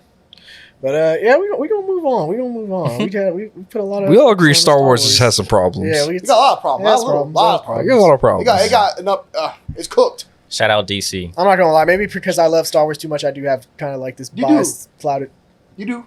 You biased as hell. You're the same way to Marvel. No, not the same as you. No, you're the same Marvel. Because at least Marvel gives me, even you want to say Marvel's been some trash movies, they give me one good one that gives me hope. What has Star Wars given you that made you feel some hope? That's like Star Wars based. What they giving you? That's like Mando. Mando, every episode's trash, but they give me that one episode. No. A movie's different than a show. A movie's different than a show. The Marvel shows are better than the Star Wars shows. I'll take Moon Knight, even that whack-ass She-Hulk. I'll take She-Hulk over Boba Fett. They both bad. Moon Knight, this new Secret Invasion gonna be fire. I'll take WandaVision. What else we got? I'll take the Wolfman episode. I'll take... What else we got at Marvel? Devontae, Winter Soldier. I'll take all those. You tell me which Star Wars show you want over those. Let me ask you a quick question, Javante. I just want your honest opinion. Animated or just no, live action shows that Disney does. Yeah. Which one of them Star Wars shows beats out one of those shows? And Mando you could take Mando out with one of those. Let me find what else you got. Yeah, I know I could take Mando out at least season 1. Yeah, Mando. You can take Mando. Okay, fine. Mando Knight's probably one of those. But all the rest of those, I'd rather watch over Star Wars live actions. Yeah. I'm lying? Y'all did? Mm-hmm. What you rather watch? Falcon Winter Soldier or Boba Fett? Falcon Winter Soldier. Facts. Yeah, I probably choose. You rather watch... the only thing that might compete with She-Hulk is Boba Fett. They're on the same level. And I still rather watch She-Hulk over Boba Fett. Because at least I don't know the character's brand new. So I was like, hey, I got no expectations. At least you know it's some comedy. Facts. Out of all the bad Marvel I'll take WandaVision over anything in Marvel, over anything Star Wars put out. Of all That's what I'm saying. Ain't the same. All right, what you about to say though, bro? Of all the bad Marvel shows, I'd still watch Obi-Wan over those. Moon Knight, to me, Moon Knight's a good show. The bad Marvel shows. Talking your She-Hulk, I watch Kenobi over She-Hulk. You taking Moon Knight or Kenobi? Moon Knight. WandaVision or Kenobi? I said the bad shows. Which one you consider the bad ones? She-Hulk. That's it? Yeah. I'll take... Yeah, okay, that's fine. All right. Even then, I'm still like, Well, look, we'll move on. Because even the... Yeah. We call it what it is, DeAndre. All right, well, look, we're going to move on. We're going to talk about some of these trailers from the past 2 weeks, starting with Secret Invasion, Blue Beetle. We had Across the Spider-Verse. Mm-hmm. The Marvels dropped this week as well. So, yeah, what do you guys think? What trailer stood out to you guys? We should let Ken talk about the Marvels. Man, I got to say, Marvel has not been cooking. All right? But when I saw that trailer, you guys don't think I'm being sarcastic, right? When I saw that trailer, man, I was like, they might have got something. Now, I like the dynamic between all the characters. I think it's a unique take on the aspect of everything. But one thing I do feel like is it doesn't really feel like a movie, though. Like, it could just be like a series, to have that go to cinema, like, on a big screen, I just don't see it really translating well, because there's like some plots that you can see and you feel like it feels more like a short story Right. instead of a long film. So, but other than that, fantastic trailer. It looks great. I give him some hand claps. Yeah. Some head clap. That Oh, one- something about the Captain Marvel movies, like the villain just never stands out to me. Yeah. Like from the first movie, just in general, she never stood out to me. From the trailer, I think that's because her character don't have it's like. just like You don't really think about her character like with those kind of like top tier villains. It's like with like DC. Like DC has characters like.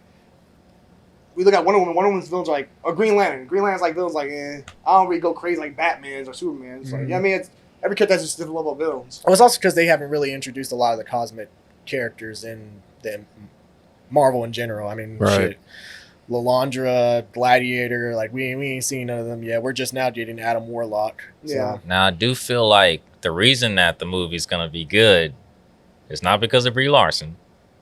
It's because of the Miss girl. Marvel, Yeah. that, Yeah, like, Miss Marvel. Yeah. Like I think her acting Her is energy. She bringing up. stood out the most for me. Yeah, in the I trailer. think her acting, especially during that cat scene when the little cat with the, Yeah. like her acting is gonna bring out Brie Larson. Like I was watching Brie Larson during the whole trailer, and I was like,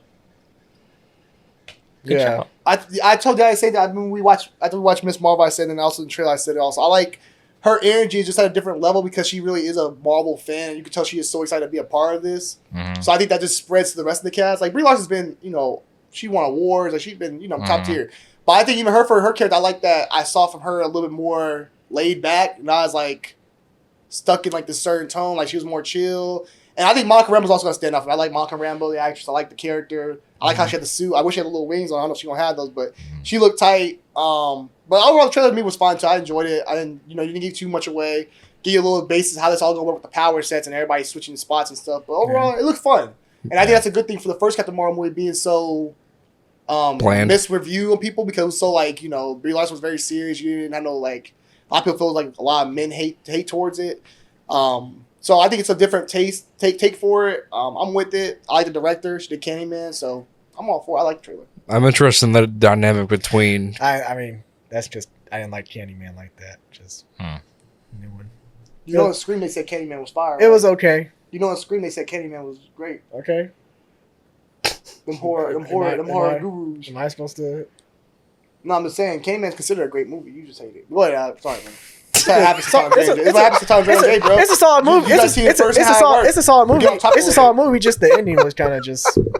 It's based off of like the first one. Meh. Like, now you want more kills and stuff like that. You weren't gonna get that. Nah, you want more. Nah, it just felt kind of rushed, man. But all right. Sorry, Alec. Go ahead. No, y'all are Candyman's good. still fire. I'm just here for the ride, man. I'm enjoying it. But I just feel like the dynamic between Kamala, Captain Marvel, and Monica Rambeau is gonna be interesting because obviously Kamala loves Captain Marvel and idolizes her and puts her on a podium, versus Monica, who, as we know through Family. through WandaVision, kind of feels different about Captain Marvel than most people do because of how she disappeared on her mom when her mom probably needed her the most as a friend. So to see that dynamic between the three of them is going to be interesting to see how they all reacted. Like you guys said, the chemistry and how they reacted, bounce off each other should be pretty fun. Yeah. And also just like even Nick Fury and his role in this film, like establishing this new base of operations. Sword, right? It's not even Or not I think sword. It's, Saber. Saber. Yeah, you're right. But yeah, I think that's going to be an interesting point for this film as well. It might be the best It's Marvel gonna be movie. fun. It's gonna be It fun. might be the best I- Marvel movie since. I think it's definitely going to be an improvement over the first Captain Marvel. And I think also to add to that, I think Secret Invasion's got to do a lot to make that movie even better. 'Cause I think Secret Yeah. Invasion's got to do a lot like with the scrolls and stuff like that. I think that will help get you excited and ready for what comes with Miss Marvel or the Okay. Marvels. Okay, let's talk about Secret Invasion then. Let's talk about that. Kind of interested because DeAndre brought up a really great point. We were talking about it earlier. How, in the comics, Secret Invasion is all about the Skrulls really kind of impersonating not just like everyday people, but it's the superheroes. They infiltrate and disguise themselves as. So for Marvel to only bring in Don Cheadle as like the Avenger that we know of right now, kind 'Cause of the Secret- interested in seeing how that works out. Yeah, because like a Secret Invasion, you should involve like a lot of heroes, but at the Mhm. same time, Marvel ain't gonna break the bank trying to get all these motherfuckers. And not Where to have we mention, seen that before? I mean, and your big three are Oh, gone. you mean Civil War? Mm-hmm. Like your OG Avengers are gone except for Bruce and Yeah. Clint. See, I look at it a different way. And Go ahead though. T'Challa plays a big role in Secret Invasion. See, I think Secret Invasion. The thing for me, Secret Invasion, I feel like it's not just this show. I feel like it's just the start of this show to be able to get an idea for it. But I think it's been going on. And I think it's going to show more in Armor Wars, of course, and we'll see it more going into the future. Like, I'm sure we're going to see evil Skrulls impersonating people going down in the future of the MCU. Are you sure?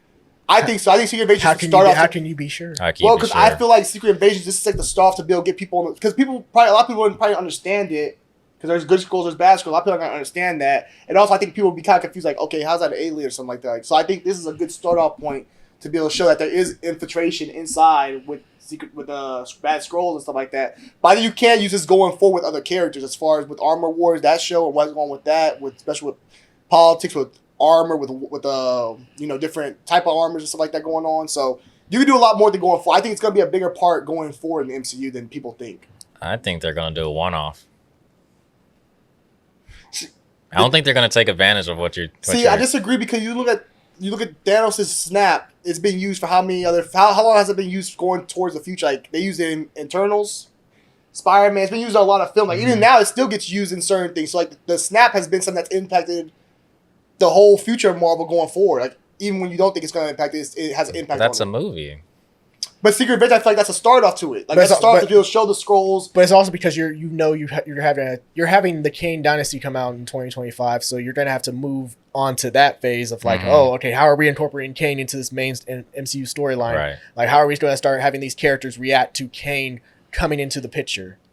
And you can't really involve the Skrull plot line. Yes, you can. Going into that. Yes, you can because you're gonna get the big battle when you have the X-Men, you have everybody on the planet, right? That big planet battle that they have, right?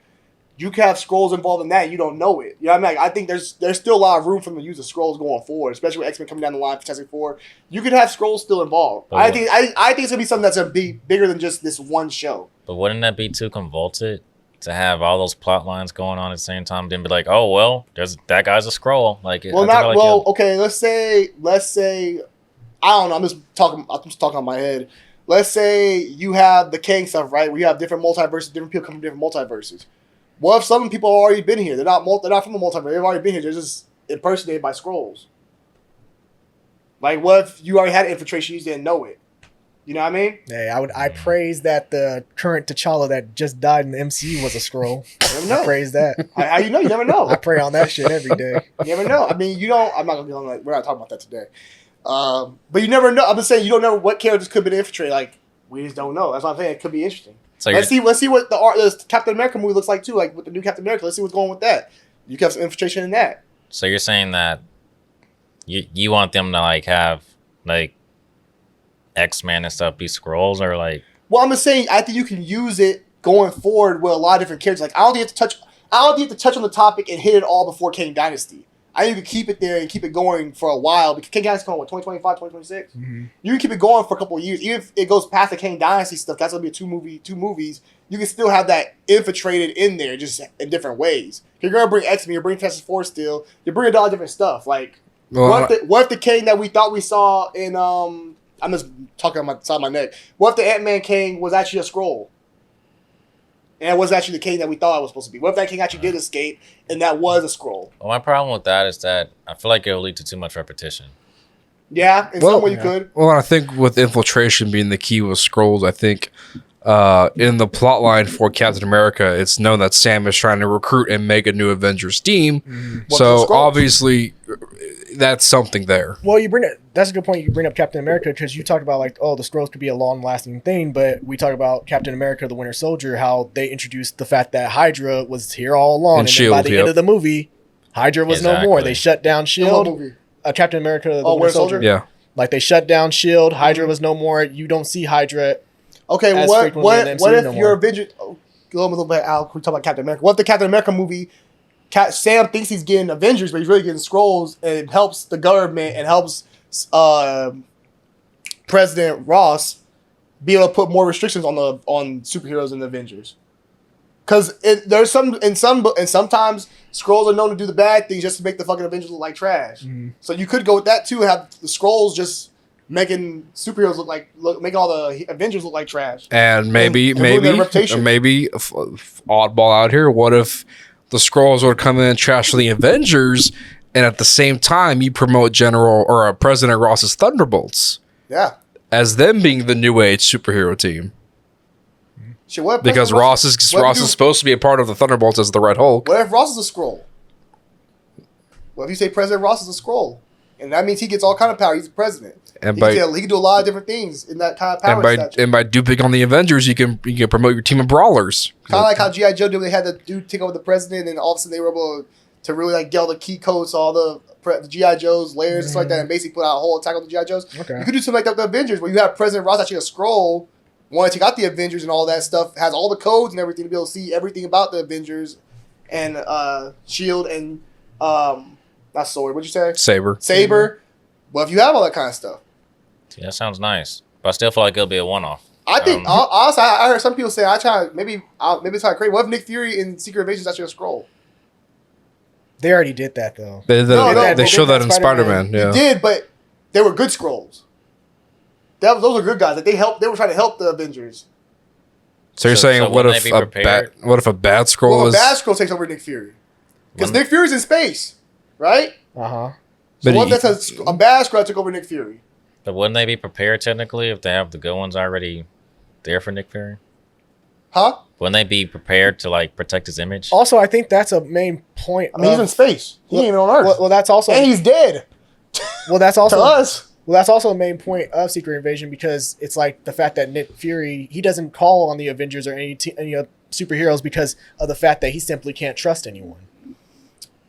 Yeah, but I'm saying you could use like all I'm saying. Secret Invasion could take place before everything. It could. and that's why he went to space in the first But place. all I'm saying is Secret Invasion could be something that you could keep going because it's such like an undercover thing. Like you don't know who to trust. Like that you could keep it for a while going forward, just in small elements. yeah, Yeah, Especially with Captain America coming out still. but I did like the trailer. Like the And that'd be all trailer, about politics. the trailer was dark, gritty. It Most gave me tight. that Winter Soldier vibe. It's Yeah. 6 episodes, so we'll see if they actually They won't waste it. They won't waste it with no filler. They won't waste it. But I like the Secret They get the Invasion benefit trailer. of the doubt. I agree. If it's in small elements, I think it'll work.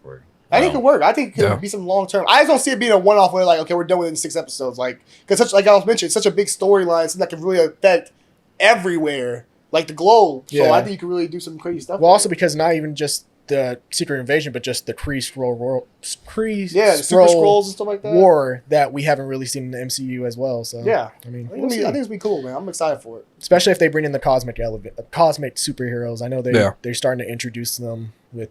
I heard. I don't know. Silver Surfer coming. Yeah, Fantastic Four. Got Silver Surfer. We'll see if we'll see what they do with Guardians of the Galaxy after if they assemble a new Guardians team, Hell no, they going Gladiator, away. They going. Star Fox. No, they Corsair. Gone. No, Who they knows? going, DeAndre. James Gunn's going. They're going too. But that's what I'm saying. That's James Gunn's Guardians of the We Galaxy. don't They need could have- Guardians no more. If they did a different director with a new Guardians of the Galaxy team. But it won't. I don't think they would go that route because the Guardians are so established as this team right here. I don't think nobody wants to see another Guard. It's like another Avengers. They wouldn't name a team another Avengers team. They're gonna have a different name. They're not gonna say we're the Avengers. They're gonna probably have a different name for the new Avengers. Like the Young Avengers. They're gonna have those guys. They're gonna have different names. They're not gonna think of them as it's our Guardians of the Galaxy. So wait, the team with Sam, Shuri, Black Panther, Spider-Man. They're not gonna be called the Avengers. No, If they're formed. I don't think they'll be called the Avengers. I They're don't called see it. the Revengers. They'll be called something else. I don't think they're being called the Avengers, bro. That's what we do, right? Mhm. We're the Avengers. But as far as Guardians, I don't see them coming in with another batch of Guardians just to make, especially with James Gunn's such a big part of the Guardians franchise and like the music, everything. That's so much James Gunn. I think it would. I think it would get dragged. It would get dragged. Yeah, it'd be like a waste. It'd be like I think it would. Why even do it? And especially with we don't need them for the cosmic element no more because we have other characters that are gonna deal with cosmic. They were brought in, but they also like our only cosmic thing we had at the beginning. They were the only cosmic entity we had. Now we have Captain Marvel. We have Fantastic Four coming. We have so much other stuff. We don't need them for the cosmic outer look. You know what I mean? Outlook. I don't see them bringing another Guardians team together. Ken, if you thinking, what you thinking? I think they'll bring another Guardians team. I mean, they did it in the comics. I don't see why they wouldn't. But in film, though, Guardians of the Galaxy 4 or Guardians of the Galaxy, I mean, I just don't see them doing it in film because you'll have James Gunn and it'll be a drag. Like, I'll even say, like, why do we need another Guardians team? That Guardians team is already loved and they've been around for over 10 years. We love them. They're classics. That's it. Why bring it up? Why not just go with something else? We don't need it. We don't need those characters. We don't need this new team. And who said I needed another movie? I'm just saying you established a new team in that universe that is Yeah. protecting. For what? Just to be there in the background? You gotta explain the characters for us to care about. You gotta at least give them some story. I mean, you can build the characters up. Through what? He just said he don't want no movie. Give a new director. But he said he don't want no movie. I'm saying you don't have to necessarily, but if you do, then how do you build new characters if you don't want no movie for them? They don't have to be the same. But you wouldn't need them. What do you need them for? Because you have other cosmic beings now. If we have Silver Surfer coming, I don't want to care about no Guardian. We got Alan Warlock already here. We got other stuff coming. I don't need no Guardians no more. Well, they just keep one character. Who? Star-Lord? No, not Star-Lord. And the vibe, bro. Like James Gunn created that whole music, the vibe of that stuff. I don't know if you can really just recreate that again. Like the Guardians have a certain image how people look at the Guardians now. That's just how it is. You know what I mean? I wouldn't care to see another Guardians team. They made one okay, cool, but I don't think they would because I don't think you need it going forward because you have other cosmic beings. Who was your first? Guardians came in what, phase 2? Who was your other cosmic beings in phase 2? Who else went out in the universes? Nobody. They're the only ones. So but if they're expanding on cosmic stuff, then but you don't need them for it because you have Fantastic Four, you have Silver Surfer, you have all this other stuff that's cosmic now. You have Miss Marvel, you have the Marvels, all of them. But you have all that now. You don't need them for the cosmic part. But my point is that in comics, there are multiple versions of Guardians team, just like there are multiple versions of the Avengers team. You're establishing a new Avengers team. Why can't you establish a new Guardians team? Because the Guardians they're not big enough where you're like, oh, I need a Guardian. We don't need a Guardian. It's okay. It's one of those things you're like, okay, you want to make it, you can make it, but you don't need a new Guardians team. So I'm sorry. We don't need a new Avengers hold team. on, wait. We don't. I don't think I call them Avengers. Wait, I'm sorry. So is Sam Wilson flying to space now and saving motherfuckers across the universe? That's my point. You just not hear what I said when I was talking the whole time. You have other cosmic beings now that can do that kind of stuff. You have the Marvels. You have Fantastic Four. You have all these other characters that can touch on cosmic stuff now. You don't need them. You have the Eternals. You don't need them for cosmic things no more. But wouldn't you agree that the Guardians brand is big enough at this point? The Guardians brand is big because of Chris Pratt, Rocket, Groot. Those characters made that stuff big. If you take away those characters, what's like we talk about Grogu. Groot is that guy for the Groot and Rocket, those guys for Guardians. If you take away those characters, are you really excited for the Guardians with a new team with no Groot, no Rocket, no Chris Pratt? Like that team together works because it's all comedy, it's fun, it's exciting. It works for that. If you bring a new team, I don't think they'll have the same impact. When we first saw Groot on screen, we're like, oh, Groot. And then we saw little baby Groot, like, oh, Groot. All that stuff was cute. Rocket, cute. All that stuff's cute. And the way I think you're closing, I think that's a perfect way to close. Like, I don't think we need another team, bro. I don't think they have to have the same vibe, though. But I think that's what you expect if you're a Guardians fan and you're getting a Guardians of the Galaxy. I expect a certain team. I expect a certain type of atmosphere with Guardians, especially James Gunn's universe. Music playing, fun. I expect that going forward now with Guardians of the Galaxy as a brand. Well, it could still be fun. But James Gunn's going. That's what brought the music, all that kind of that energy, that type of energy. You don't have that. You're basically starting with somebody else. And my point is, it's not worth doing because you don't need. It's not like it's desperation. We need this. We have other cosmic beings now. When we started that, we didn't have no cosmic beings. All you had was the Guardians. They were your to fight. They were your go to all these different places, stuff like that. You don't need that. Go to nowhere. You have cosmic beings. Okay, well, then I can see them being a new Guardians team, but just not headliners. Yeah, if you want to do that, but then how you give them? I mean, you're gonna make a show about them. Yeah, you could do a series. Why not? Do a series. Do a series instead. I don't know. I don't care for it. They did. I'd be like, okay, cool, but I don't care for. I think we have enough going on. You don't need that. Like we have our Earth Avengers, and now we have our Cosmic Avengers, pretty much, like our cosmic people who go to do the space shit, and it worked. We have our Dark Knight, like the Blades, the Moon Knights. That's for our dark, the darker shit. The mythical stuff, like creatures and stuff. We got them for that. But that's what I'm saying. So what you're saying is there's no point in even introducing those characters. Who? Like Gladiator, Star Fox, Corsair. No, you can introduce them, but I don't think you need a Guardians team to introduce. I think you can introduce them through other aspects. You can introduce them still. I'm not saying you can't introduce them, but just other aspects. Just like Galactus. You'll probably introduce Galactus through Fantastic Four, most likely. You know what I mean? Like you can introduce all that kind of stuff through different other projects. You don't need to use Guardians. You don't need to rebrand Guardians to introduce Star Fox and all these people. That's all I'm saying. Okay. And you have Adam Warlock now, so you don't need. You can use Adam Warlock. And he's part of the Guardians team. No, I don't think part of the Guardians. But this movie's over. He can be by himself. If they're in this team. What if Adam Warlock's his own person? It'll be him, Mantis, and Nebula left. Inhumans, that's another team that's going to have to be that's introduced. Cosmic stuff. I'm saying those are cosmic beings. You can do those teams. You don't need Guardians. I don't care to see Guardians. I got Inhumans and Eternals and stuff like that. All that stuff going on. Why is everybody assuming that Rocket and Groot are just? Well, I think everybody's done. The cast is done because Drax is done. Chris Pratt's done with his contract. I think he has some other little spin-off. I don't think he's doing anything crazy.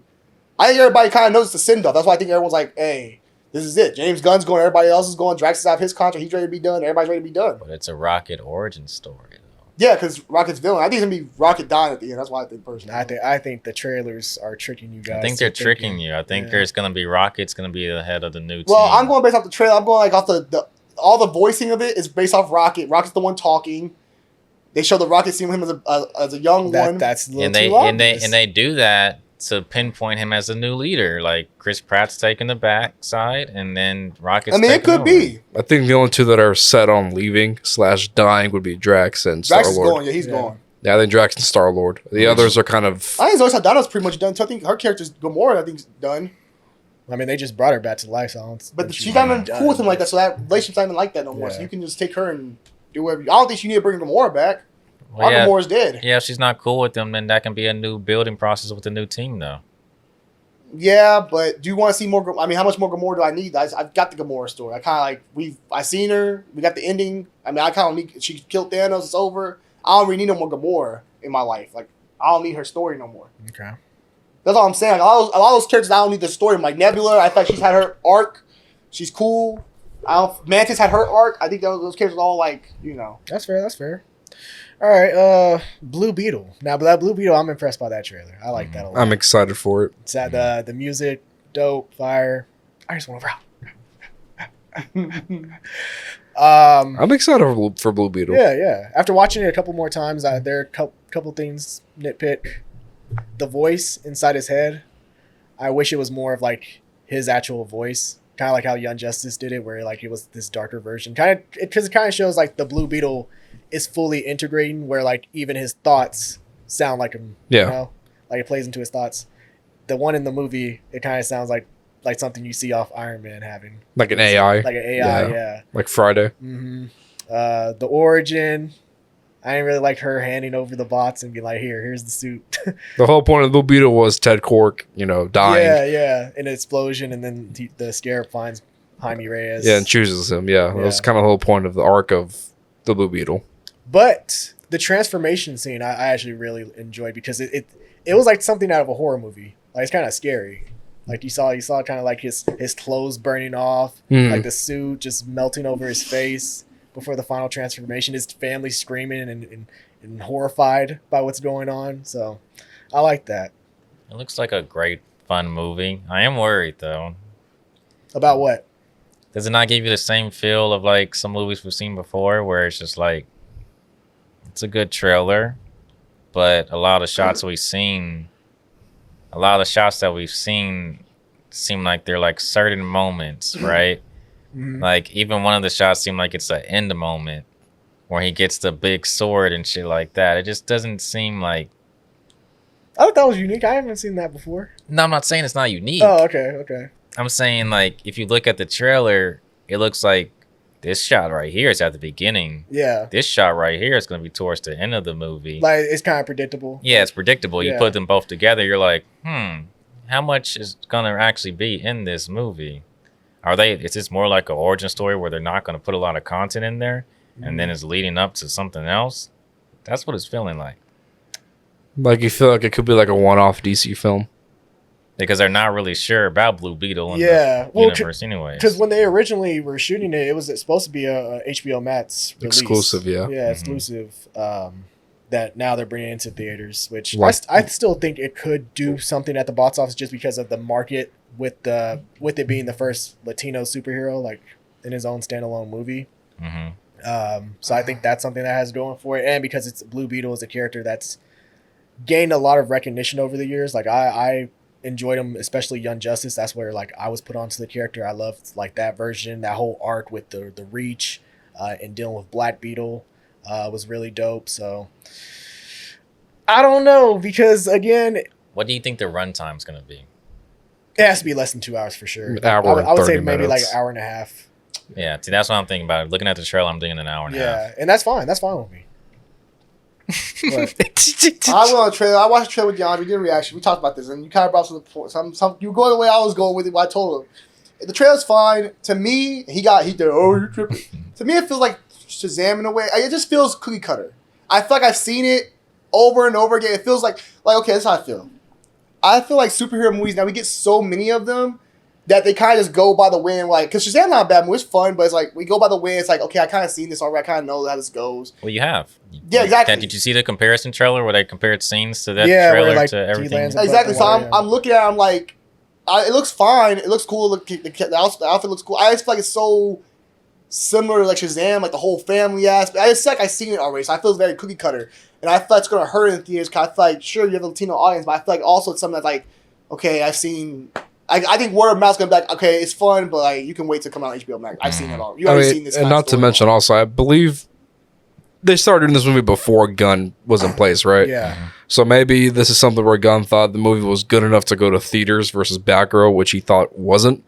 And Warner Brothers just scrapped Batgirl. Maybe this is a movie where they feel, okay, we'll put it out there, you know, with... Well, that's what he said. He said he liked it when he watched it. Yeah. But does he like it enough to continue forward with the Well, character? I heard that he was going to be a part of Gunn's new DC universe, and it can't work because we look at the Batman, the new Batman that he has coming out. It's Batman Brave and the Bold, and he has an older Bruce Wayne. He has Damian Wayne in this film, so Nightwing is already established, which means that Nightwing probably could lead Titans. the Titans, and who would be on that roster? Blue Beetle. See, if that's because I'd rather you give a movie after we see him on the Titans. Like, to me, I feel like the origin thing, it has to be unique to get the origin thing really popping still these days because we've seen it so many times now. I would have rather had the Titans come out, right? The Titans movie, and then we see Blue Beetle doing some tight shit, and then we get a Blue Beetle movie separately, but not Blue Beetle origin, more like Blue Beetle just what he does in his own time. You can show like aspects and flashbacks of him like when he first became Blue Beetle, but for the most part, I want current day what he's up to. You know what I mean? So you want like the Homecoming treatment? Yeah, because I feel like even though he's a new character, I guess Spider-Man's been overdone all the time. I feel it's so hard to do unique origin stories, especially for like it feels so cookie cut like Shazam, where it's like family and all kinds of. It just feels so done. I'm like, okay, I kind of can watch this whenever. Now, if you give me this character just when he's popping, like Batman, like the Batman, kind of like how Batman was in BVS, where I'm like, oh, he's already established. He's doing his thing. We're going to see some flashbacks of who he was, you know, prior. But for the most part, we're already in this, already here with him. Instead of having to do the growing pain and stuff like that, I just feel like it's overdone at this point. And it's kind of hard to do nowadays to make it very interesting still. Well, I think because they want to also show like him forming the bond with the Scarab and them trying to work as one. But I'd rather you show me flashbacks of him having to build that, but instead giving me the character already established with that. That's my problem. Like, all right, how long is it going to take for him to understand his powers? Okay, now Shazam. he has to fight the villain, Shazam. Yeah, now he's going to fight the villain at the end. Okay, it's the same, like, routine. I do it for my family. My family supports me. Yeah, we kind of got that. You need some. You kind of need something different to. Not saying okay. This came out in 2010. Different story. But in 2023, when we get superhero films every 3 a year at least, you need something more to gain that audience's attention. You know what I mean? Especially for a new character, you should did a little different. I feel. 'Cause I feel just very much like word of mouth. Gonna be like, I can watch it on HBO Max. Yeah. I'll watch it when it hits HBO Max. I'm very tired of seeing them having to learn their powers and shit. Like, Cookie cutter, bro, yeah. just have their power and have a good villain. See, I thought the West said that shit. I thought it was crazy for that. I don't know, man. I like the origin story. is So very like, cookie cutter, though. I like them. How many times have you here seen for it 'em. though? You seen it all the time. It's too common now. We see it all the time. It's like overdone. Shazam's the same way. When you say you like it because like you've seen origins before, and if it's like a good mixture of all the good qualities of the old origin stories, then you'll like it. But it's like it's not really unique overall. Fair. That's true. Yeah. That's how I feel. I mean, I don't know, bro. I feel like with like Batman, I don't need an origin story at this point. Because I've seen several origin stories of his several times. It's not like Blue Beetle. Like, of course, I've seen several comic book origin stories, but I haven't seen his for the first time. And I don't know. That's how I kind of view every character. Like, I haven't seen theirs for the first time. Spider-Man, I saw what Spider-Man's origin is. That's why I was fine with Tom Holland just going from the jump. I don't know. That's just how I am when it comes Then to I this. feel like, you know, with him being just handed the Beetle right away kind of just throws a wrench in Blue Beetle's origin story. Because again, you know, with Ted Korick, who was the original Blue Beetle, he was targeted and the explosion, he was, you know, killed because of the Scarab, and the Scarab finds Jaime and chooses him. Like, I feel like if he just handed the Scarab and then it attaches to him, you've speeded up the You're saying origin process and kind of lost like the message behind yeah, it. you're Yeah. saying that they're downplaying the emotional Yeah. aspect of it. Of Ted Cork dying and him dying. Because they casted Susan Sarandon to play like Victoria Court, his wife, and she's like the original character made for this movie. And the way I was thinking, like when this movie was getting made, was like, oh, okay, maybe she's trying to take over his business. She causes an explosion. The scarab escapes, lands on Jaime. That's how we start. But seeing the trailer where you have this employee and also his love interest deliver him this damn burger bots with the scarab in it. inside, it's like, okay, Like this is it. like that's how you got the scarab. That's why I'm worried it's gonna be too comedy. Yeah, I get that. And now you get it. When I was saying stuff, you looking like I was crazy when I was talking about this movie. The Nah, trailer. but also him, he's not as biased as you. So I like I wanna be like, biased. like you. If it was a Marvel film, you might have been like, No, I told you. I okay, said the this trailer shit looked fire, I said the this shit trailer looked good, fire. but I said I'm saying through Marvel. Marvel can't do that no more either. I said it's just where we are with superhero films, you can't do that no more. So that's the trailer looked good. Just I seen that. I was kind of watching like I've seen that. Shazam just did that. I seen that already. You gotta be creative with how you do it. That's fair. That's all I'm saying. What Bro. was Spider-Verse. Spider-Verse. Oh, shit, that trailer was fucking I'm amazing.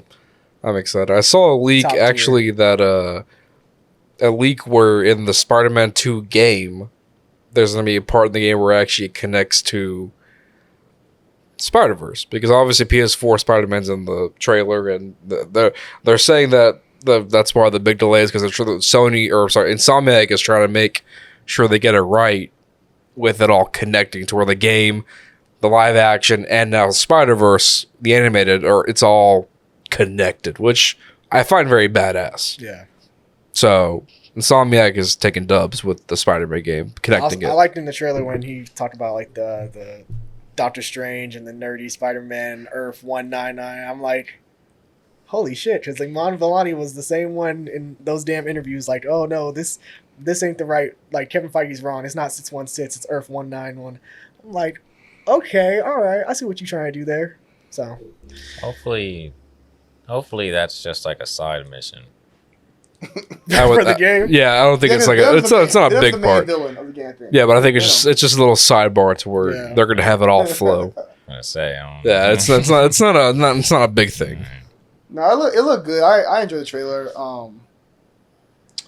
I think some of the takeaways just like I like the storyline with 2099 and stuff like that. That was cool.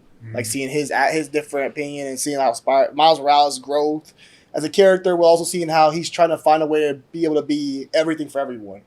I think it'd be dope for his storyline. The animation looks amazing, of course, like always. I'm excited for it. I'm glad that they broke it up. It's not gonna be a part 1, part 2 no more. It's 2 separate films, so that's cool with me.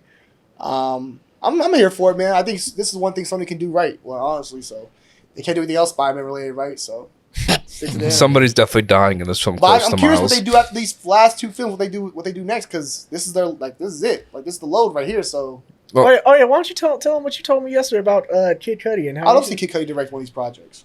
I love to see Kid Cudi get the next Spider-Man project. He's doing a great job producing. He's done acting. He does music. I think he'd make a dope project. He does good with anime. Look, you don't know if y'all watch Intergalactic. He did a great job with anime.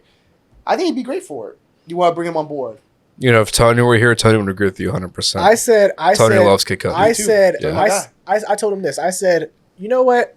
Because I watched Intergalactic and I see Kid Cudi he likes the character of Miles Morales. If these directors happen to leave the project, fine. Get Kid Cudi to replace him, sure. But he was what was it that you said? Well, you said that he should direct them in general, like just because. Well, like, I look at how Creed was done. How Ryan Coogler did Creed. He was they should pass it on. Well, Ryan Coogler said he could stay with Creed, but he chose to give it to another young black director and let him get a chance to put his take on it. And I thought you do the same with Miles Morales. Like you should let another director get a chance to take on it, especially a guy like Kid Cudi who's very creative. Give him a chance to have his take on it. That's just me though. That's just me, my personal opinion. How many Kid Cudi concert tickets have you bought in your life? You say, how much of a Kid Cudi fan are you? I'm really? a Kid Cudi fan, but I love Cudi. That's my guy. He's the goat for me. Mhm. That's my goat. But I love what he's done as far as production. So people sleep on a lot of the production he's done with new Maxine coming out, X, Pearl, Intergalactic. Like he's been on. He has this new Disney Plus project coming out that he's on. He's done a lot in the film industry. I think he'd be dope to give that kind of chance to, especially with animation base. I mean, that's cool, but I feel like that's like skipping like hella steps. You know what I'm saying? Just to. Well, I'm not gonna skip hella steps. We still love him. If you can put something out that's tight, then hey, put it out there. But if you say he has no proven field in animation, right? Nah, he Intergalactic Intergalactic, I never seen on that. Netflix. It's It was top pretty good. tier. It was like he won an award for Kind it. of has that Spider-Man. Yeah, animation. it looks like it's all black characters animated. You watch Intergalactic? No, I haven't. Oh, it's on Netflix. Really good animation though. It's really good. That's why I say if anybody, I think animation would be a great place for him. He could do the soundtrack for you. All right, before I give a full opinion, I gotta watch Intergalactic. Go watch Intergalactic. Yeah, Intergalactic's fire, bro. but still off one project. Well, he's also he's done a lot of production, a lot of producing. He's done X, top tier horror film. Yeah. Pearl, top tier horror film. And he has Maxine come out. He's a part. He's done, and he has that new Disney Plus show. He's on the Disney Plus Like show. I said, bro. If the people who did it right now, I think what is it, Phil Lord and I'm Christopher just Miller, saying- if they said, all right, we're not doing any more Spider-Man movies. I'm not We're saying dropping you have we're to dropping do out of the that. project. Okay, then bring Kid Cudi, fine. But you over here talking about they should pass No, that. I'm just They saying, should pass it not along to everybody's Kid like that. I Cudi. get that. Not everybody's gonna be doing one. I'm saying Ryan Coogler did that with Creed. He didn't have to pass Creed on to the next director. He could have kept Creed for the next 2 films. He chose to pass on to a new director who then passed on to Michael B. Jordan. So like I'm just saying, it's always nice to give somebody else another try and let somebody else show what they got for their vision as well. But if they don't do that, that's fine. I'm just saying I would like to see them pass it on to Do you Cudi. mean something like on a small caliber though, like it's a normal Miles story, or do you mean like Spider-Verse? Like Miles Morales story. okay. I thought you Miles meant Morales. I thought you meant like Spider-Verse. No, I just want to do like a Miles Morales. I think he'd be great for a Miles Morales movie. Okay, yeah, I got you. Okay. Have your man on. He got your man on the soundtrack too. You like that Sunflower song, right? I do. Yeah, you can get some. Kid Cudi can make something like that for you. I don't know. They probably could. I'm also I would not, like to see him come over and probably do something. I'm also not the type of person where we got to hire this black director for this black character. Like I'm just like, bro, if you're a fan of I prefer anyone who's just a fan of the comic. If you know the comic, But you have to have the culture in you also because the character has a lot of culture to him. He's Puerto Rican. He's black. He's from he's Hispanic and black. He's from Harlem. well, yeah, I would definitely bring. Or he's in like, Brooklyn. But that's what I'm saying. He wears Air Force Ones. He has a different culture to him, but his swag. But like you could always bring like executive producers, people on the side to incorporate that. Why into can't you the give the film. director? I'm not saying you don't have to. I'm not saying the thing I'm saying is like, oh, okay, this is a black character. It has to be a black director. No, like, you know, I think black characters that have like a certain culture to them. Characters that have their character that has a race that's based around culture. You have to have somebody that's a part of the culture. Like Miss Marvel, for example, it's a Pakistan woman who directs that film, directs that show, right? Because there's a lot of culture to it. So if you're gonna do something that has a lot of culture with the character, you need somebody of the culture to be able to understand the character and the culture of the character. or just like with Wonder Woman. Oh, all right, let's get a female director. No, I think female Not saying Patty I Jenkins think that is works. I bad, think but that's I'm fine. not saying like a man can't direct the movie either. But you know, No, but you have to think about it from a perspective, bro. If you're talking about a character that has a certain culture and outlook on things, you have to have that character's outlook be based off somebody who actually experiences that. You can't have a white dude do Black Panther. He's not gonna relate to some of the character story arcs. He's not gonna relate to some the Killmonger storyline wouldn't work. You ain't gonna relate to that shit. What if he's just a huge fan? But my point is, you get that great film because you have Killmonger. Like Killmonger's great in that film. But what white guys will give you that Killmonger type of what white guys will give you those kind of lines that Killmonger had? That doesn't know the culture of first of California, but also being black in America. That's why you have a writer's room. yeah. But why not let him direct it? You see how good Black Panther was? I feel like that's basically taking a step back for the guy. You're basically saying, I want you to write, but I want you to direct it. I want to be able to have my own take on it, my own picture, my own view So of it. in that theory, you would want the writers to be directors. What? No. I'm saying I'm looking at characters out of culture. Sure, you need a writer, but I think directing's fine too. Like I see a lot. Miss Marvel, like I mentioned.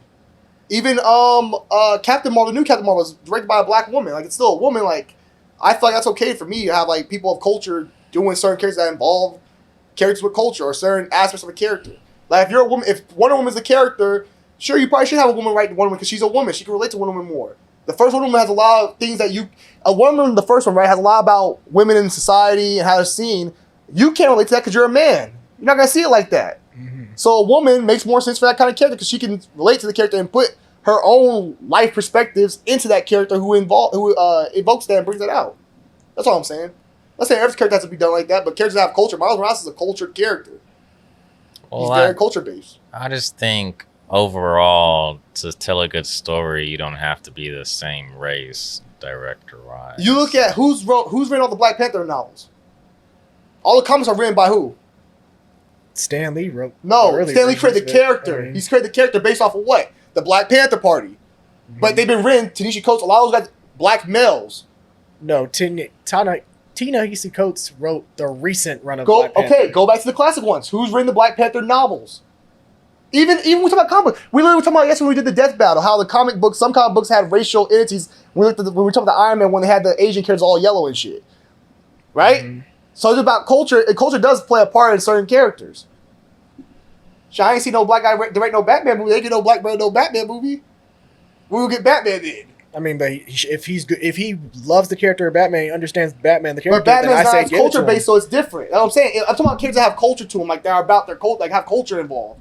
But I still feel like even if it's another race, they can still direct the narrative and make it good, and then just have the writers be the ones that bring the culture to Yeah. the script. Writers, Hell no. producers, screenplay. Nah, bro. I'm not. If the characters have the culture to them, that's fine with me. I think characters that have certain culture, you need somebody who can bring that out because of their own experience. Like Ryan Coogler brought that with Black Panther because of his own experiences. You're. What do you mean? You try Killmonger, you get that same type of thing. I ain't even gonna go there. I know you ain't talking your ass all the point. You quote that damn Black Mermaid. I don't want to hear shit. I ain't even gonna Shut go. the hell up. I ain't even gonna go there. You with quote Black that Black Panther. Mermaid we got. All I'm gonna say is Black. You try to tell me that Black Mermaid gonna be the future. I said, yeah, go back to Disney. Go to the Disney store right now. I'll tell you what what. Mermaid is the one they selling. I'll tell you one thing. Ariel, the white one. I'll tell you. Cartoon. I'll tell you one thing. Ryan Coogler loves bringing from his Oh, life here you into go. Black Panther films. He loves bringing death. You can't He keep loves bringing black Okay, now trauma. you gotta go. I'll give him that, I'm but- tired you use that, bro. You can't blame Ryan Coogler for how that movie went. That was the upper echelon, the upper people that said, "Hey, this is how we want to go." You hold Ryan Coogler more responsible than you do Dave Filoni. He hold Ryan Coogler more responsible than you do Dave Filoni. No, Dave Filoni has way more power than Ryan Coogler I has. hold all the motherfuckers. No, you don't. No, You just gave Dave Filoni all the- No, hold on. Can't. No, Well, you hold give Dave Filoni all kind of credit. Dave Filoni's his baby though, man. You know, Dave Filoni got that much power. Kathleen Kennedy. I heard that shit all day today. Hold on. Ryan Coogler has also been the same one to come out and say this bullshit about, oh man, well, I couldn't picture myself doing a Black Panther. Doing a Black Panther. Who had movie the final say in that T'Challa decision? without Chadwick. Who had the final say? How much Ryan Coogler's decision was compared to the upper house Bob Iger and Kevin Feige? But what I'm saying, Javante, You give Dave Kevin Filoni- Feige and Bob Iger. No, Bob Iger wasn't even there. Kevin at the time. Feige still. Kevin Feige approached Ryan Coogler about it, and Ryan Coogler said, "I don't think we can." Ryan do this movie Coogler, Kevin without Feige still Chad." wasn't on board with it either. Some of the we really talked about the Marvel executives really not being with it either. We talked about the white guy was on board with that shit. My point is Dave Filoni has more power than Ryan Coogler has, but you don't know Dave Filoni that same pressure. You let Dave Filoni get away with, hey bro, you know, and so was his baby. The rest of it's like, hey, just here if it's here. Did you not say that? But I'm not giving the full blame to Ryan Coogler. I'm saying You just blame Ryan Coogler. yes, he's part of You gave Ryan Coogler more energy. he's part of the fucking blame. Then why did Yes. Dave Filoni that same Yes, energy? he's part of the blame. Why did Dave Filoni get that same energy then? You're right. Dave Filoni is part of the blame. We just did a whole Star Wars thing. You gotta get that same energy, when bro. it comes to everything else, yes. What the? God, you make no damn sense. Bro, Ryan Coogler's the director. What's Dave Filoni in Star Wars? What are you talking about? Ryan Coogler's the director. What's Dave Filoni in Star Wars? What is he? He's a writer, No. What else is he? director on few episodes. What else is he? He's upper echelon. He's upper. When it comes to entertainment, he's upper up there with them. Right below Kathleen Kennedy, you got Dave Filoni, right? Okay. Ryan Coogler's not up that high with Marvel, so stop playing against the same thing. You don't get Dave Filoni the same type of credit, bro, or the same criticism. I don't want to hear that shit from you. Shut the hell up. I didn't even say Ryan Coogler was the full fucking. You just blame him for the movie. You blame him for Hold on. You blame him for the decision that's not his choice. No. Why? I never put the all full blame on Ryan Coogler. I'm saying it's a lot of people from Coogler, from Feige, from Nate Moore. But the first person you said that have all said this bullshit about it's about the mantle. But you not want, the but you want Ryan character. Coogler That's been fired. passed down You said from Ryan Coogler to be every single fired. person. You said Ryan Coogler to be fired. Huh? You said Ryan Coogler should be fired. Yeah. The way that energy with Dave Filoni. What are you talking about? Where's the Dave Filoni energy? You hear what? Why you say what you know what I'm talking about? You know what I'm talking about. Where's Dave Filoni same energy about why he ain't fired? All bad practice he don't let come out. Why Dave Filoni should be fired? You're saying Ryan Coogler should be fired for Black Panther, right? Yeah. I'm not saying he should be fired. You did say he should be fired. I'm trying to play up another I'm camera. saying no. You said that Ryan Coogler should be fired. What I'm saying is Ryan Coogler, because again, Ryan Coogler. You said you want. Right. Hold on, Jack. Just simple. Yes or no? Hold on. Did you not? Hold on. Yes or no? Did you not say you want a new director for Black Panther 3? You do not want Ryan Coogler back on board. Did you not say that? Yes or no? Answer the question. If he's not able to, if he's Just not, answer yes or no, DeAndre. if he's hold on, because there's more to it. God damn it! my If he is still, because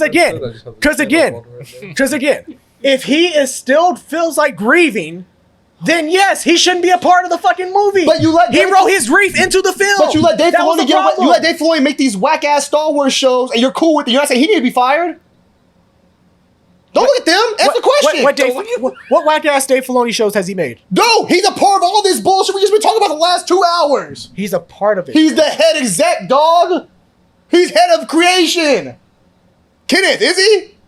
Yes, he is. Thank you. So why ain't he getting fired? You want to fire Ryan Coogler ass, but you don't want to fire him.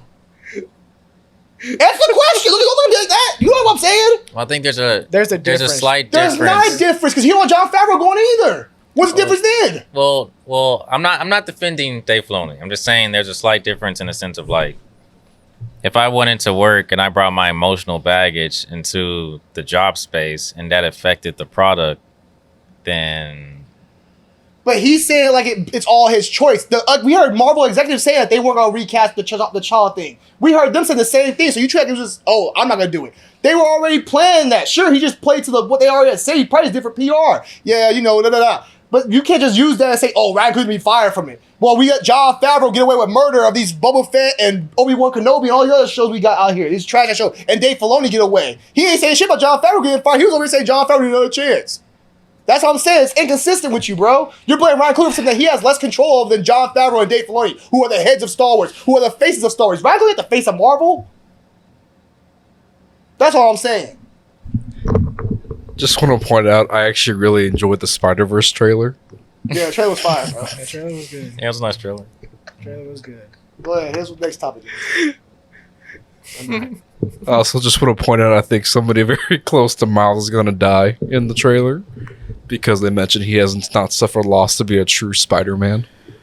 I mean, he lost his uncle in the first movie, but again, He ain't that close when it comes to to him. black characters, it's always, hey, bro, let's put black trauma. That's how we progress them. That's how they're inspired.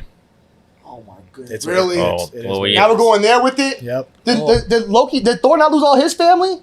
Did Thor not lose all his family? Yeah, Thor was let's one. To advance his character, right? It's different when it's a repetition of every black character we see that comes on screen, where it has to be some type of Well, emotional event, like trauma-wise. We see it with every Marvel character.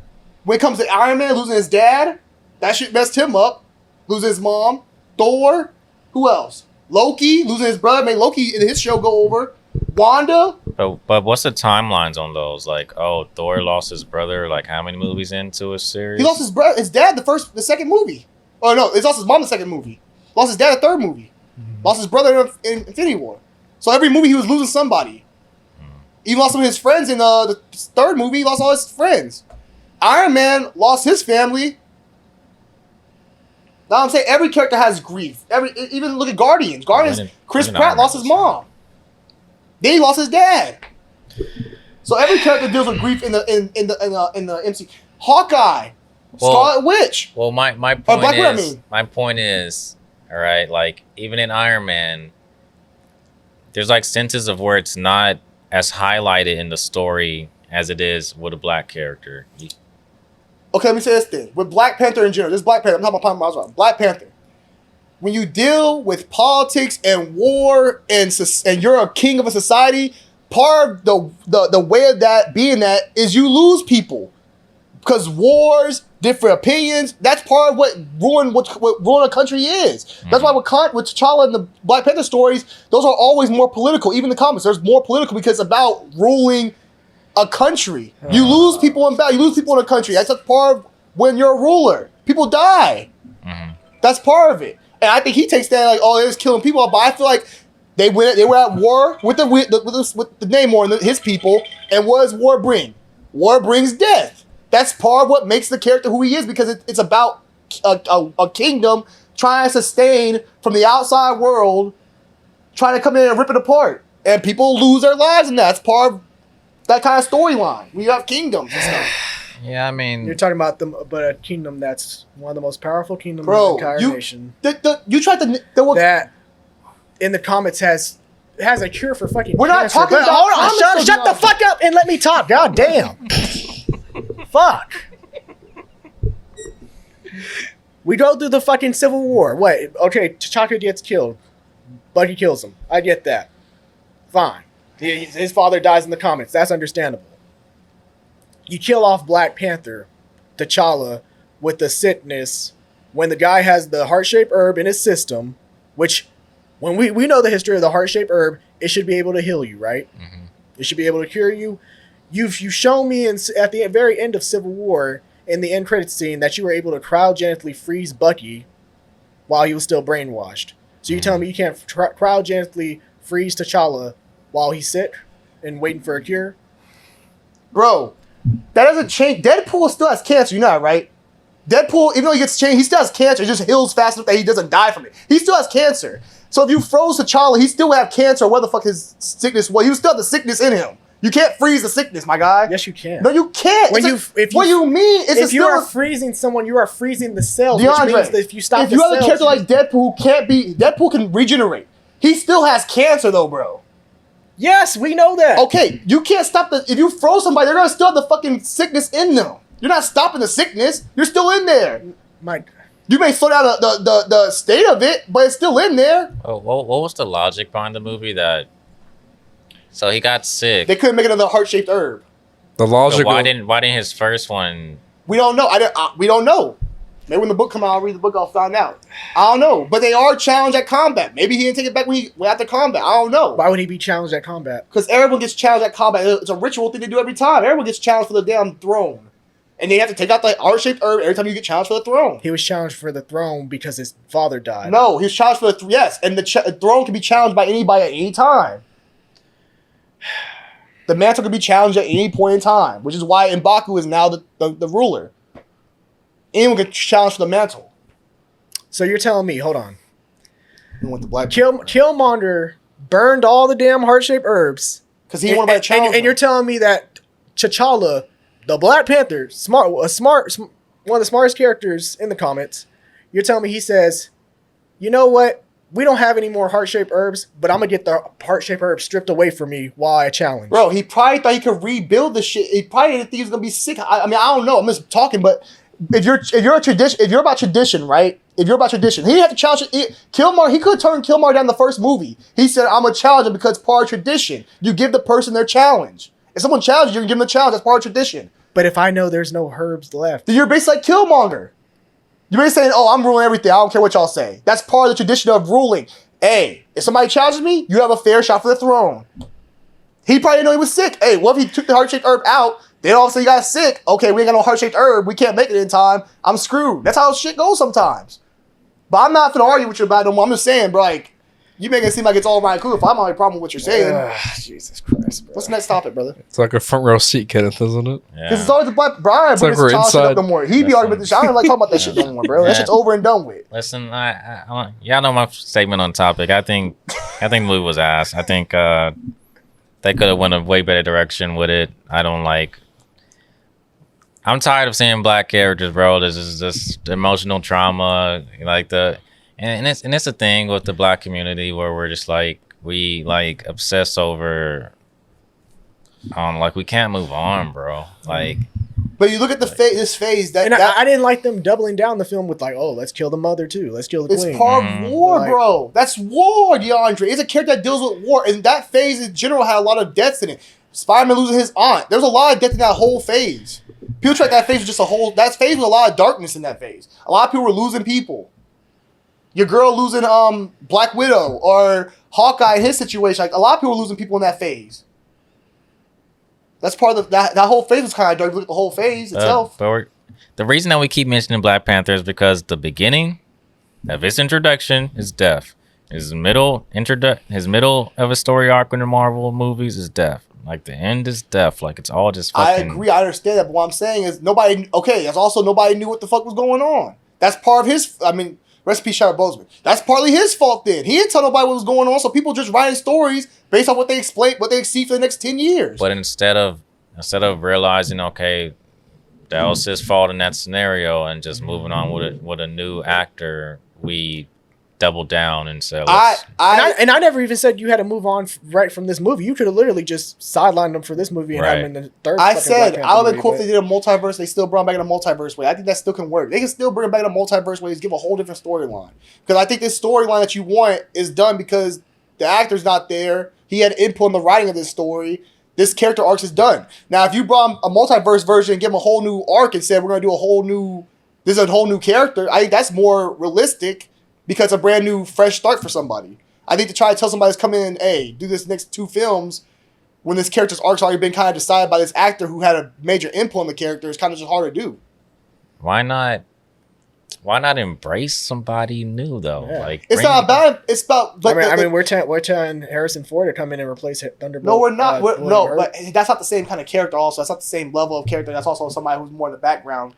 But my point is, I think it's harder for that because you had a story that was written based off this man who also put his input into this character. To have a new director come in and try to continue on this story that's not even what he probably sees as the character is hard. I think if you're gonna do that, you need a whole fresh new slate. I think it's hard to have continuation of somebody who's wasn't there for the beginning of this character. This character's been in 3 films. It's not like he just hasn't been in movies. He's been around. He has certain things done to him already based off what Chadwick Boseman liked or Ryan Coogler liked. So I just don't see a guy coming in and saying, "Oh, I'll just pick up where he left off," and still being genuine and feel authentic to that character, who that character is that we know of at this point in time. You're better off starting off fresh. I really believe somebody just had enough heart to step into that role that they could do it. Like Exactly. I don't believe any role is incapable of being taken over by anybody. I'll tell you like this: it's like James there Bond, are plenty right? of talented black actors. It's like out James there. Bond, right? James Bond gets new actor all the time, right? But there are also new stories, right? So somebody else's new take on the character. Yeah, but that's a different scenario. But There no, I'm was saying because James Bond's a character that's bigger than any actor. James Bond's the character, But right? that's because those James Hold Bond. on, listen what I'm saying. They're bigger. He's bigger than any character, but they give everybody a chance to do their own version of that character. I think it's not fair for an actor to come in and have to portray this version of T'Challa. If that's not who he feels that the character is. But when it comes down to a franchise that's very long term, I think some things have to be necessarily done. But we haven't been in this situation before. This is new territory for everybody. Correct. It's a new situation. But that's So- what I'm saying. I think you can still bring him back though. Like I think he's still gonna come in the future. This is the perfect time you want it. You have the multiverse. You have the Kane stuff. You have time travel. You have all that kind of stuff. If you want to bring him back, you can still do that and have that established. Well, here's my question to you. Correct. It is a new situation. So shouldn't we focus on the form of entertainment instead of mixing it in with the real life situation? That's part of storytelling though. All stories got some real life in it. That's not part of that's not part of the universe. That is part of real life storytelling that he died and we brought it into the movie. That's not part of their story that they were going to tell. That's not part of that at all. But if you're a director and you're the cast and you're a new actor, you're coming into this role knowing all the backstory and all the stuff that's went on, it's hard to just come in and say, I'm going to be the best version of myself, trying to portray somebody I'm not, because this is not my character. It's easier if you said, hey, we're going to reboot this part. We're going to bring you in from a different multiverse with your own type of identity that's different. Same with Heath Ledger's Joker. You could never, if you want to make a Joker with the third movie, you couldn't have done it because you didn't have Heath Ledger. He made the character his own. Not saying somebody else can't play Joker. Joaquin Phoenix has done a great job with it. But you have to have somebody you have to give them their own chance to be able to create the character in their own viewing of how they feel that character is and what works best for them. That's what I'm saying. Well, I just don't. Well, I have 2 points to that. First, I just don't believe that he had enough character development for there to be any type of shoe to step in to where somebody can't fully develop the character. You know, like his development was not there. I think he was popular in the black community and all that stuff, but his development was not there. He never had that chance to build himself up to that. Even his first movie, people highlighted the side character more than he did, more than he was highlighted. So I think this movie was supposed to be the movie where he got that development. And if another actor stepped into that, then they would have been able to flesh out what Black Panther truly could have been as like his first solo act. And you're continuing off what Chadwick left off. But that's my thing. I think Chadwick Boseman, he wants to say he had that much impact on the film to you. He helped write that character. That character wasn't even supposed to have an American accent. He was supposed to have a damn British colonized accent. He said, no, we can't do that. A lot of the stuff behind the scenes with the writing and stuff like that, he had an invoice in. So what I'm saying is, even to that extent. But that's dumb on Marvel's part in the first place for even suggestion. No, a lot of actors do that. A lot of actors get when you don't think Robert Downey Jr. had to say on Iron Man. No, but I'm saying I'm talking about from Marvel's perspective of we need to put this as a British accent for this character, knowing damn well what we've seen. Black Panther sounds like. But that's before. what I'm saying. That's what I'm saying. The actor said this is not the character. I want to make changes. So but my point is, if you have an actor who comes in who's a fan of the Black Panther character in the comics, like if anyone else besides Chadwick, was hired to do Black Panther, and they were a big fan of the character in the comics, you telling me that they wouldn't push back about the American accent or the you don't British know. accent? We don't know that. That's what I'm saying. But the fact that he even put that out there tells you something. But and also you have a lot of actors like James Idris probably be cool with it. He has an accent like that already. Well, But what I was trying to say is too that I agree with what you're saying. He put the inputs into the character. Okay, cool. But now that's for loss. He put the inputs to the character where somebody could have looked at his input and said, all right, let me continue off this. Yeah. But now that's like all for nothing at this point. Like, okay, let's just end that shit right there. And now it's like, okay, what's going on with Black Panther? And then my second point was going to be, if you're an actor and you can't step into a role, then you shouldn't be an actor. I think it depends on the role though, because like it's like who I use for example. It's like I'm trying to think of somebody who had another film. If you did trying to think of a movie. Let's say Gladiator, right? Mm-hmm. Russell Crowe to me, I feel like that's Gladiator. Like if you did a sequel, you didn't have Russell Crowe. But they're doing a sequel now, they're gonna have Russell Crowe in it. But if you did a sequel right where you didn't have Russell Crowe, it wouldn't feel the same to me. I feel like he really portrayed that character in a way that I'm like, wow, Russell Crowe's Gladiator. But he had a full story arc. He did, but and that's what I'm saying. Well, also let me add this: Russell Crowe, who was Gladiator before Russell Crowe? Facts. Right. Like there have been multiple Even iterations Joker, of Black Panther. Joker, there's been different. There's the Hispanic Joker from the beginning with the Batman, the old school. You had Jack Nicholson, who people consider the greatest at one point. You had Heath Ledger, who people consider even better, right? Different versions of the character itself. So like I'm gonna say, all I'm saying at the end of the day is, I think it's easier if you could just bring a person in with their own say in their own film. Like I'll be cool with this. If you brought another different time with the cape on, different Black Panther from different universe, and you had a 3-film for him, but he's a little different to T'Challa. He has his own personality. He's bald headed, maybe something like that. He's different. I just would like to see him done in a way where the actor gets a fair shot to be able to portray what he wants to do on screen. Because the sad part is, if he comes into that role, he's going to be compared to Chadwick Boseman. So there's nothing he can do to live up to that character, which is not fair to the actor or to the rest of the cast or to Chadwick Boseman. But to all. be that's honest, acting. that's acting. That's any. You put any character who, like when Robert Pattinson became Batman, everyone But compared him that's to the previous different. Batman. That's not the same, because the difference is Robert Pattinson's gonna have his chance to build his own. Him and Matt Reeves have their own chance to build their own thing. They're not trying to take the back of Christian Bale or anybody like that. It's their own thing. We're saying either way, it doesn't matter if he's just starting out as Batman. People are already comparing. They're not giving him time to finish his trilogy. For sure, but we're not gonna look. We don't look at Michael Keaton and Christian Bale in the same light. They're different Batmans. Robert Pattinson, of course, because the last Batman we had was Ben Affleck, so Ben Affleck was like the one that people loved. This Matt Reeves Batman gonna be a completely different Batman. He's different. By the time his trilogy or however many movies he does, but is done, we'll look at him as, hey, he was a great Batman. He's a different kind of Batman, but he's his own Batman, just like Ben Affleck. Christian Bale's considered Batman, which I'm not a crazy Christian Bale fan, but then when Ben Affleck came out, Ben Affleck was Batman. But I'm just questioning, like, what is it about T'Challa's character that's just like so significant that that other Black actors can't do? It's not about that. It's about the fact that you're telling an actor to come in and try to portray a character that's already been portrayed on screen. It's easier to come in and do my own thing with my own ideas of what I want to see in this character. Every actor does their research. What if I like this version? I want to be like more like this version of the character. Okay, well, I think the problem is the fact that with Chadwick Boseman being in the MCU and having everything connected and it's all part of the bigger story. Like if it was, I mean, we've seen Spider-Man done 3 different times. Toby did his own standalone film, then it was Andrew Garfield with his own standalone Spider-Man. If Black Panther was a standalone film, then they had no problem recasting it. But because of the story and everything's intricated, obviously there will be a difference. I mean, I know it's like, say if Terrence Howard had made it all the way through, say Iron Man 3 as Rhodey and then was randomly just swapped out with Don Cheadle, people talk about it. But because he was in the first Iron Man and taken out, and then it was Don Cheadle from Iron Man 2 onward through everything else, people kind of just accept it. But if he's important to the story arc, here's my question, guys. Here's my question.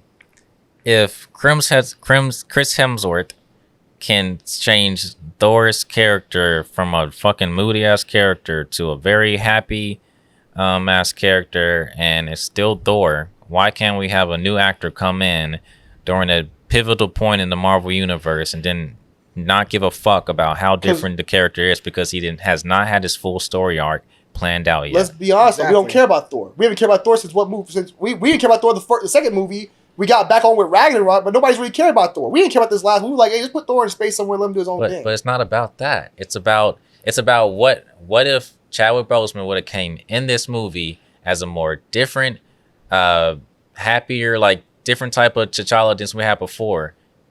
So why would the actor really matter in that moment when it's a whole different variation, like an improved version of what we had before? It doesn't matter.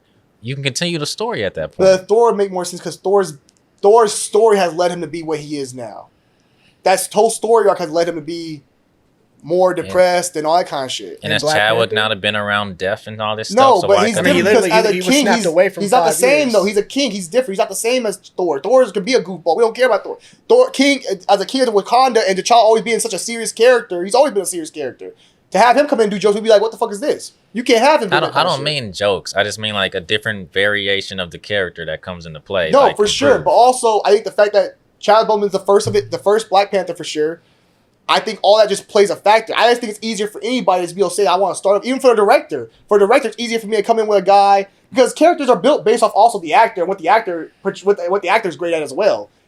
Which is why Chris Hemsworth started doing more jokes. He thought he was funny, which didn't work for me. But that also plays a factor. So I'm saying, if you were to start over and start with a new director and a new actor, there you go. With a new look. I just think it would have been more powerful. I think the sad thing that's going to happen is like in the future, a new Black Panther is gonna rise, and we're gonna look back and see that this dude never had a chance to finish his story. So there's not going to be a comparison. You know what I mean? That's the case anyway, though, because Chadwick Boseman's dead. So like the story's not going to continue because that's what him and Ryan Coogler worked on to make that character that way. So regardless how you look at it like that, I get what you're saying. Regardless though, Chadwick Boseman's dead. You never get that story continued anyway. But it'll be another. But technically, it wasn't even like Ryan Coogler was the person who started brought Black Panther into the MCU. The Russo brothers had Black Panther in Civil War. That's a different. Yes, they did have Black Panther, but Ryan Coogler was the first one to direct the Black Panther film. He was a part of that movie, but he wasn't the main character in that movie. This is his own film. So my point is, Ryan Coogler, the Chadwick Boseman storyline is done. The T'Challa storyline is done regardless because that actor is dead. Sadly, so you just move on some new shit. But I think to that point, I think the character itself was more important to the storyline than the actor. I think from Infinity War and to Endgame, I kind of look at the order of the characters that got the gauntlet when they're trying to get it back to the quantum portal. And it kind of signifies the importance of the characters going forward. Like Spider-Man, I think is going to be a huge player going forward. Yeah. He has been so far. I think Black Panther had, I think the character of the Black Panther was set up to be the next leader. He was supposed to be the guy to lead the new Avengers. The new Avengers, let's be fair to Marvel then. If Marvel would have known what was going on, do you think they would have changed some things up in the previous films or do something different then? Yes, they didn't know anything. He was dealing with this since Civil War.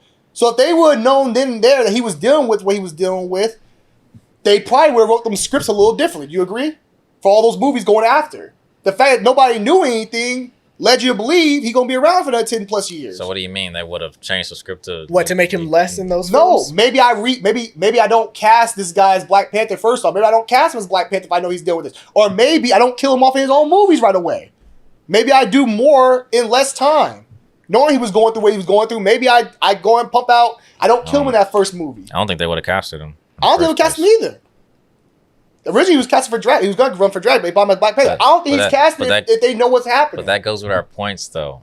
He's a long-term involved character that was supposed to be long-term and pivotal in the series. But you can still have him bring him back if you bring him back with the multiverse or the time travel or something like that. You can still have a version of your Black Panther involved. It would just be awkward, though. Let's be real. Not really, because we'll be like, it's a brand new character. I think you have more people on board because you're the people that don't like they don't want Chadwick Boseman recasted. You have people that want a new Black Panther. I think it's the middle ground to say, hey, best of both worlds. But you also mentioned like maybe they could have rewrote. If they would have known, they would have rewrote what they had now. But at the end of the day, we got what we got now, and he died in the first. He died twice? Okay, but Yajin, what I'm saying, now 3 times officially. You got what you got, but what I'm saying is also that's not just you can't just blame Marvel for that. It's partly Chadwick Boseman not communicating with Marvel about it. And it's Marvel's. It's both parties' fault. You can say it's both parties' fault, but everyone got to take some blame for that. It's Marvel's fault for not putting their foot down. They went on crowd emotion. Yeah.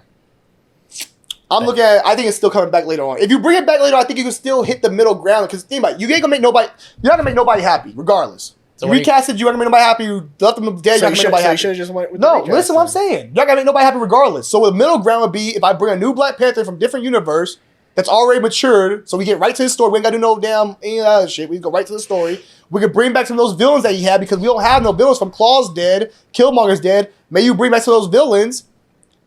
We got to do Black Panther. Quick question, though. Quick question. Why would people be mad about a recast? Because some people look at that character as more than they look at Chadwick Boseman as that character in real life. You know, certain actors we look at Robert Downey Jr. I look at as Iron Man, regardless if he's playing. I don't care what the fuck else he's in. He's Iron Man, and that's their personal problem. But that's a lot of actors though. We look at Arnold Schwarzenegger as a Terminator. We look at actors that do a role, especially a role so iconic and so new. We look at them as that character, like Hayden Christensen. He's anything. He's not anything but Anakin Skywalker to me. Like certain characters, just what they are. And if they did a reboot, Ewan McGregor's what? Why are you looking at me? Because you know what he is. Obi-Wan Kenobi. Anything else he's been in? Let's be honest. Okay, look at this. Let's be honest with Star Wars. What Star Wars actor besides Samuel L. Jackson has done anything else outside of Star Wars just as big as Star Wars? Okay, but also Natalie Portman is Padme to me. But also you got to look at it from this perspective. Is that when these films were first introduced, like Natalie Portman, like Hayden Christensen, Anakin Skywalker was from a screenplay. Hayden Christensen brought that character to life from a screenplay. That was the initial draft. That was it. Black Panther is a character who has been involved since 1950s in the comics. Several issues of comics. Bro, like there's more history to that character than there was with Anakin I'm not Skywalker. saying that, but Before what Hayden I'm Christensen saying played is him. the easiest way to make everybody see middle ground is just bring a new version in. You're not gonna make nobody all happy. So what do? You go for the middle ground where everybody's 50-50. You'll be happy to bring new multiverse Black Panther. You'll be like, okay, it ain't Chadwick Boseman or it ain't my child I already had. But I'll take you are such a fucking liar on camera, bro. You literally told me this shit I before. told you. No, shut the hell up. I said- Johnny, listen. What? We talked this before off camera. You said if they just give me a new Black Panther, I'll be cool. Like if they give me another Black Panther, I'll be alright. I just want a new Black Panther. You said before. I'm trying to make sense. Fuck no. Oh, really? Okay. I honestly, I'm done. like, All right. I did agree with you in a sense before, but now thinking about it, I feel like it's gonna be super awkward. Like if these characters that are already in the world have already been established, like his family members, right? And now When nobody's left, we got Shuri. That's it. right, you have Shuri, and you have the tribe and stuff, and then you bring in another T'Challa from another multiverse. And that's just, I just feel like it's not gonna fit in a sense. Like it's gonna be really awkward in the communication. Especially like now you got a kid now too. now you got a kid. It's I just think not, you can do a time travel. You can do something. I'm sure you can find a way to make that shit work. That's all I'm saying. If you want to find middle ground, I think that's middle ground. I don't think the recast T'Challa thing is going to happen. I think it's middle ground of we have a new T'Challa, which is fine with me because that's middle ground. You're going to make everybody happy. I'm cool with that. I still get the Black Panther. It may not be that version, but that version of me was never going to be complete because Chadwick Boseman is dead. He is that character at that moment. For that version, he's that character. But to be honest, recasting could have been middle ground as well. No, it's not Yeah. recasting because you have some people that didn't want Chadwick Boseman I think- recast. It's out of the middle ground. I think recasting would have been the easiest route. Let's be honest, because going this route is fucked up everything for them storyline. It depends, but they have so much going with the multiverse where it can inspire them. All that multiverse Kang stuff, you can do a lot. You have all this, the big ass battle. You got so much stuff coming. You can low key do it in this way. I think. Now, if we were in phase 1, phase 2, yeah, it's gonna be pretty hard because there's not no multiverse. Ain't none of that bullshit. Now that you have time travel, different realms, all that stuff, you have a better chance of doing it now and making it work. Is what I'm saying. I just feel like if you have to rely on something like the multiverse to continue a narrative, I mean, that's the benefit of having it. I mean, let's be honest though. How many times you see it done in the comics? But if I bring the multiverse to bring in Black Panther, I can bring in multiverse to bring in fucking Iron Man like and all these other characters. There's like no stopping that. Like, oh shit, well this is wrong. Let me just multiverse. We'll see. I mean, we'll see how it works. I'm just saying that we see it in comics too, where the character come back out of nowhere and fucking alive again. It's just some shit that just happens sometimes. I'm just saying, bro. I ain't want to talk about Black Panther this fucking long, but it is what it is. I ain't arguing with DeAndre on this shit no more. He over here lying on the camera and shit, talking about he wouldn't be okay with recasting or having a new T'Challa. But go ahead, keep continuing, Johnny. What? Continue the topic. Go ahead. We're DC now. Okay. The Flash, DC. We're team. Whatever. We're team DC. Yeah, we got we'll do 20 minutes left. Yeah. All right. So we got these new Disney live action projects coming out. We had Lilo and Stitch. They officially casted Lilo. Cute girl. I think she's like. I see her as Lilo. They have a Aristocrats project coming out. Not bad. There's that one scene. Yeah, there's that one scene that needs scene. to be removed for sure. Yeah. With the Siamese cat. Yeah. You know that scene, Kenneth? Mm-hmm. Oh, yeah. Well, look it up. Okay. It's pretty bad. Yeah. Does Lilo, did they show Stitch already, or is it just? No, they haven't shown Stitch. Oh, okay. I think it's just Lilo, and then they casted Zach Zach Galifianakis Galifianakis as Bleakley. Yep. Which I could see. Yeah. I can Nice. see that. It's gonna be. I don't mind classic. Lilo and Stitch. I mean, what the movie came out in 2000 A long time ago. 2000, 2001 something like that. Yeah, that's not bad. or 02 because I know there's a cut where in the original movie, you know, when they have the spaceship and they're trying to like get it through the city and not crash it. Mhm. Originally, it was an airplane instead of a And they spaceship, changed it, but yeah, they changed it 'cause, after 9/11, 9/11. yeah. So it came out on like I want to say 02 then. It had to be Yeah. 02. But I feel like there's certain animation movies that translate very well to live action. Mm-hmm. When you watch back on Lilo and Stitch, sometimes I feel like I was watching a live action animation. You get what I mean? Like feel like I was watching a live action material just because of the movement. It's not Like where it's set, like the story, where it's story set, the Yeah. movement. Like it's very grounded. It's not, even though it has aliens involved, it's not Yeah. too much. So I think it'll translate well to. I get that. I feel like Lilo and Stitch will have the same problem as The Lion King in the sense of we talked about in the last one, the last column we talked about the issue with The Lion King for me wasn't necessarily the emotions the animals didn't display because let's be real, people. At the end of the day, they're fucking animals. So I don't know what else you want, but it's the fact that in The Lion King, like Africa was so vibrant and colorful. And like that's what stood out. Like in the song, I just can't wait to be king. It's so elaborate and colorful, and it stands out. But like in Lilo and Stitch, Hawaii is the same way. Like Hawaii, I don't know if you can capture that because in Moana, even with the 3D animation, it looks like an island. Like it's an island. Like there's not much else to it. So I'm like, kind of afraid Lilo and Stitch would get that same kind of problem. They're like the vibrant. Yeah, the colors just won't be there. yeah. The colors won't be there for I Hawaii. mean, it isn't in Hawaii. I mean, Hawaii is one of the most beautiful Yeah. places in the world. So if it's any movie that can capture it, I guess. I think it'll that'll be depend on like post editing, like Yeah. them adding a lot of color to it. Color saturation and Mhm. everything. Yeah. Yeah, I mean, I do have a hot take about Disney. Tired of these live action remakes. Tired of these 3D animations. Yeah. Go back to 2D. Well, also when they make More new expensive. yeah, That's why I won't. It's more expensive. but when they make new projects, like they're really good. I mean, I liked Turning Red last year. I thought that was a really good one. Zootopia in recent years was a great one. Inside Out, like Zootopia. trust your animation department to make some new ones. Zootopia's fucking woke, man. Oh yeah, that's a woke as fuck movie. I don't know. With the Lilo and Stitch, the thing about Lilo and Stitch is that like Stitch seems cute when in animated version. I don't know how you can make him look in live action. They're about to pull a Sonic. Yeah, because he might be scary to some kids. So we gonna see them first I mean, images of Stitch. They might make them. I don't think they're gonna go too realistic. I feel like they're gonna have to keep them a little cartoonish or something. You know. You gotta make Yeah. him look somewhat like a dog because like the fact that he was walking around through town and people were like. It's a Like, weird dog. They were like, oh, but it was an ugly ass dog, but it's still a dog, you know. Yeah, they gotta make it cute. I don't think they can. They're not gonna pull a Sonic, bro. They're not gonna Nah, I make mean, him look like a monster. Like, but the movie's great. Like Ohana, Oh yeah, hey, all that stuff about the movie. It's a great movie. shit! Right when that movie starts and they play that same song, all I gotta do is follow the script. It's a vibe. The Yeah. song's a vibe. Oh yeah, all the songs are vibing that one. Facts. Aristocats, I think can work. I mean, I've seen when they do like dog and cat movies in live action, cat versus dog, fucking Beverly Hills Chihuahua, like Lady and the Tramp. Lady in the Tramp was solid. I actually liked that one for Disney live action. So that one can work. Moana, Mm. I just have a problem with it due to the fact that it was just released like what 6 years ago. Like, damn, let me grow up. Let me have a family and some kids that I can take them to in the future and be like, oh, okay. I remember when I watched the animated one when I was like 16. Yeah. Also, Let me take you to go see the live action. You just one. gotta love that.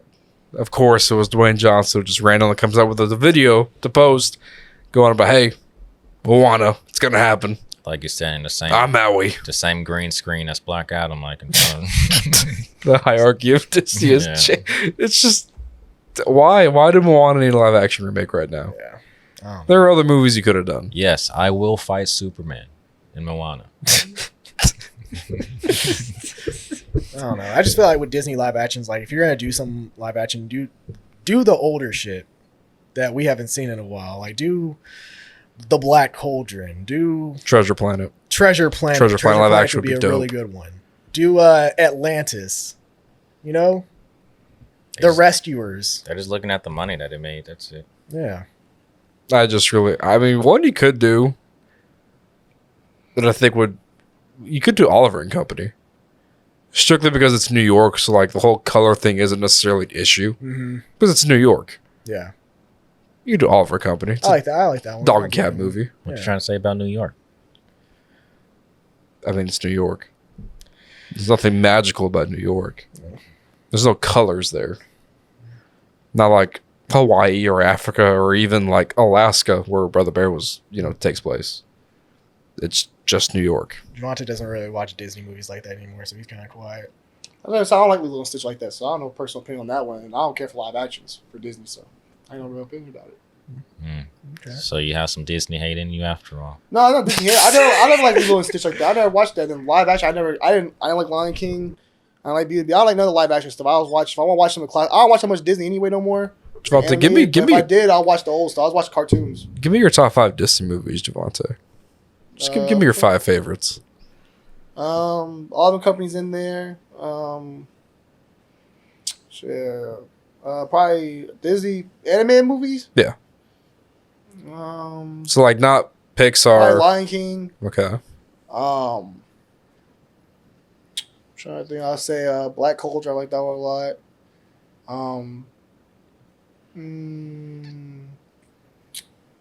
don't know. I give you a 4. Did you say Toy Story already?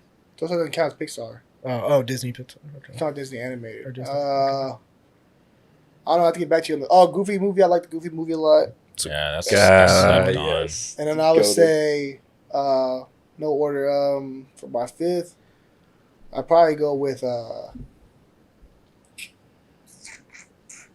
don't know, bro. I don't know what I do for my 5th. I'm not crazy about the hyped up ones. The Incredibles to me is not all that. I'm not crazy about the Incredibles. Like a lot of hyped up Disney stuff people love, I don't really care for. Like that. Incredibles is mid. I'm not a fan of I don't like Incredibles. Monster Inc. I'm like, it's cool, but I'm not crazy about that. A lot of stuff I'm not crazy about. But live action, as far as like, I'm not crazy about live action. Little Mermaid, I'm not excited about. Oh, Aladdin be my 5th. Aladdin. I don't enjoy another. I'm not excited about the Little Mermaid. I'm not excited about other live action stuff. I just feel like it's money grab. It's all kind of mid. I The only good definitely one was cast the black chick as Little Mermaid. I don't the only good one was Jungle Book. Yeah, I don't like her being black either. It's kind of weird. It is weird. I mean, I didn't give a fuck. But I mean, I'm also not a person where like if people hate the fact that she's black, I'm not also a person like, And, well, yeah. fuck you, Yeah. like it's just a fish, man. Like like To me, it's just money. I feel like If that's it's your opinion, tokenization. That's that's the problem with Yeah, it. it is. It feels like tokenization. It's a money grab to get black people to go sit there and watch that movie, knowing damn well the era they're gonna be selling in 3 months is gonna be the white one still. So that's my problem with it. I just feel it's not really appropriate. It's not really about trying to give somebody a new look of a new character. It's just trying to Yeah, put some black face on them and call it a. it'd be Here, different go if see they. her. She's black. I mean, be that's different just if they made a the new one. problem. It's the problem in Hollywood in general. It's just the lack of new original creative ideas. They're Everyone, out there. It's- everyone now just either does a reboot or a remake. remake of the big companies. They just Well, not people just funding. scared. Yeah. You have plenty of black characters that have been sidelined in DC and Marvel that just been signed because they don't feel like they're gonna make money. But that's what people want. People want to see some originality. Characters that were meant to be black, that were created to be black. So I'm not with all the changing the race and stuff like that for a lot of characters, man. So Little Mermaid, one of those things, I'm like, why change it? It doesn't make sense to me to change it into Little Mermaids. This is still in the old time frame, right? The I Butler's think black, so. bro. I did Yeah, not know think at this so. point. Butler's black, but they kept the white man. It was funny though because I did see a behind the scenes, and they showed her riding off in the carriage. They had I think it was a butler driving the carriage, and it had Eric in the back. And someone said, "This low key looks like a slave movie," and I was like, "Oh shit." Well, it don't make sense. You're gonna do a black Eric. Why don't you do a black Eric Mm-hmm. or a person another race? Why'd you have to make him white? Yeah. That Yeah, make no sense, bro. Yeah. Why would you change just one race? Yeah, if you're gonna do the Brandy Cinderella story, you should change everybody. Mm-hmm. But it is what it is. Sad. Yeah. I won't be watching it. But it's just I don't know what Disney's doing. Yeah. Disney been slacking lately. They've been slacking for a while. They've been That's why slacking. Disney's cooked. They're Yeah. cooked. All right, we got a couple minutes. Last thing, Harry Potter. Harry Potter now, apparently HBO Max, which is now about to be Max come May, is making a Harry Potter series based on the books. Each season is going to cover one book. How do we feel about that? I'm just saying that they with Star Wars. I watched my original and call it a day. I don't need you to carry. Those movies did a great job of transitioning from book to movie. They did a great job explaining everything in the time frame that they have. I don't need another show, bro. It's too soon. I don't need it. So I'll stick to my original 8 movies, like I do with my Star Wars, my original trilogy, and my prequels. So same shit. Just don't know why you need it. Yeah, make some new characters. Like go to a different. Do the same thing like Star Wars. Like go to something else. Go in the past, cast the Adam past. Driver as fucking Professor Snape Mhm. Yeah. and do like his bad story. Normally, I like the Fantastic Beasts movie. I actually like those movies. I mean, I like the first one. I started. I mean, started with the following. route they're going, if the best case would be to go the Last of Us route, being where the idea of each season would be, yes, they're set in within the same time frame as like where Harry and Ron and Hermione, but you just have your own individual stories in the book Yeah. to where they don't affect the outcome of the movies. I Make mean- your own stories within each book. Well, because like, of course, when you bring books into movies or just in general, like there's some things that you leave out. So of course, I'm in the series. I'm guessing that there's going to be things from the book that wasn't showcased in the movies that they'll actually showcase in the series. And in the movies we progress through it because like we land at Hogwarts. We at one point it's winter. Like for a series, they can actually stick around for some of those periods for a little bit longer. But for me, like. The movies were just so great that even with those added touches that they could add with the series, I still don't think like it's enough to make me like, oh, okay. This We've been is looking at. You could just did like the video game's very popular right now, right? Which is just a random character that you create and you go through. I think the Wizarding world is so big, you could just create some new story in the future going forward and had that, and I've been cool with that. I don't think you need to go back and try to do Harry Potter, Yeah. Hermione, and Ron again to make a show. I think it's just money. I think HBO Max is struggling though. We already know they're struggling, but it's just sad. But hey, to people that are gonna watch it, go enjoy it. we canceled Batgirl, but we getting this. I No, want to see I'm that kidding. shit either. I'm kidding. And Gotham Knights somehow made it on the air. Yeah, Yeah. but it doesn't matter to me because when they release this Harry Potter series, I'm gonna be watching. I'm gonna be watching that Lightning Thief series on Disney. Oh, Percy Jackson? Yeah, that Percy Jackson That'll be series. That's fire. what I'm Yeah. waiting for. I just don't know who at Warner Brothers sat there and said, you know what, guys? Hear me out. Harry Potter, we redo it. Each book is a season. Yeah. And I'm curious what they're gonna do as far as the racist stuff like that and the sexuality because Shit. J.K. Rowling's really not with none of that. She's been very vocal about that. So I'm curious what you're gonna do. and I to get her think approval. she has a role. Yeah, she's gonna be. Yeah, she I'm curious has a what role her in the do, 'cause show. You can't do all that change and race swapping, so I don't think she's gonna be with that. She shit. already said that she does want, like, she still wants it to be in like its English roots, so it's going to be take place like. With You honestly, I like the. If that's London. there's a black character who's one of my favorite names, Contact, favorite name, but he's actually based off of slavery and like he's actually a black character, which I actually enjoyed. You talking about Yusuf Kama? Yeah, I enjoyed my favorite character. I think he was dope. He's actually a black character who's born out of like racism and shit like that, slavery and stuff like that. He was dope. I think you want to do some more. If you want to do some more characters of color, do some shit like that. Don't give me no damn just blackface characters that are not actually black. I don't want that shit. But as far as Harry Potter, I'll predict it now. If they make anyone gay, Neville Longbottom. they won't make nobody gay. Neville Longbottom with a name like that. Yeah, Not gonna make nobody gay because J.K. Rowling's not gonna be with that shit. She's Huh? gonna support that. She'll support that kind of stuff. They're gonna go, hey, JK, so a couple pitches we want to throw. No. couple changes we need No. to make. That's one thing I respect about. One thing I respect about. But that's also one reason why we're never going to get like any adaptation of The Cursed Child with any of the cast returning. Because one, Emma Watson, she's not returning unless J.K. is off the project. Yep. She's very, like, four. She's yeah. only got a Yeah. career really outside of that. So the rest of them have no choice. They ain't made nobody outside of Harry Potter. So, hey, I'll be back if I'm one of them cast. I'll be back at my check.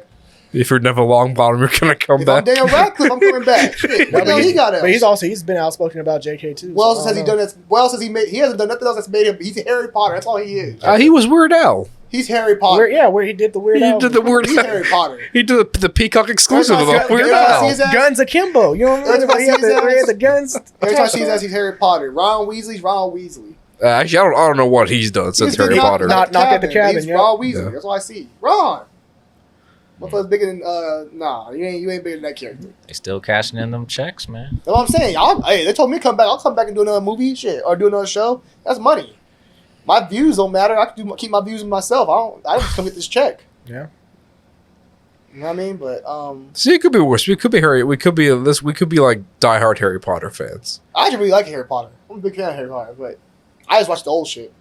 Yeah. That new shit I just won't watch, bro. But that's how I have a lot of pride. I just don't support a lot of shit. Like, if you don't like it, don't support it. But to be honest, like all the people saying, "Oh man, like why are they doing this?" I'm telling you, they're gonna still get a bunch of views. Like it's gonna top some numbers regardless. Velma got a second season. Yeah, like Velma.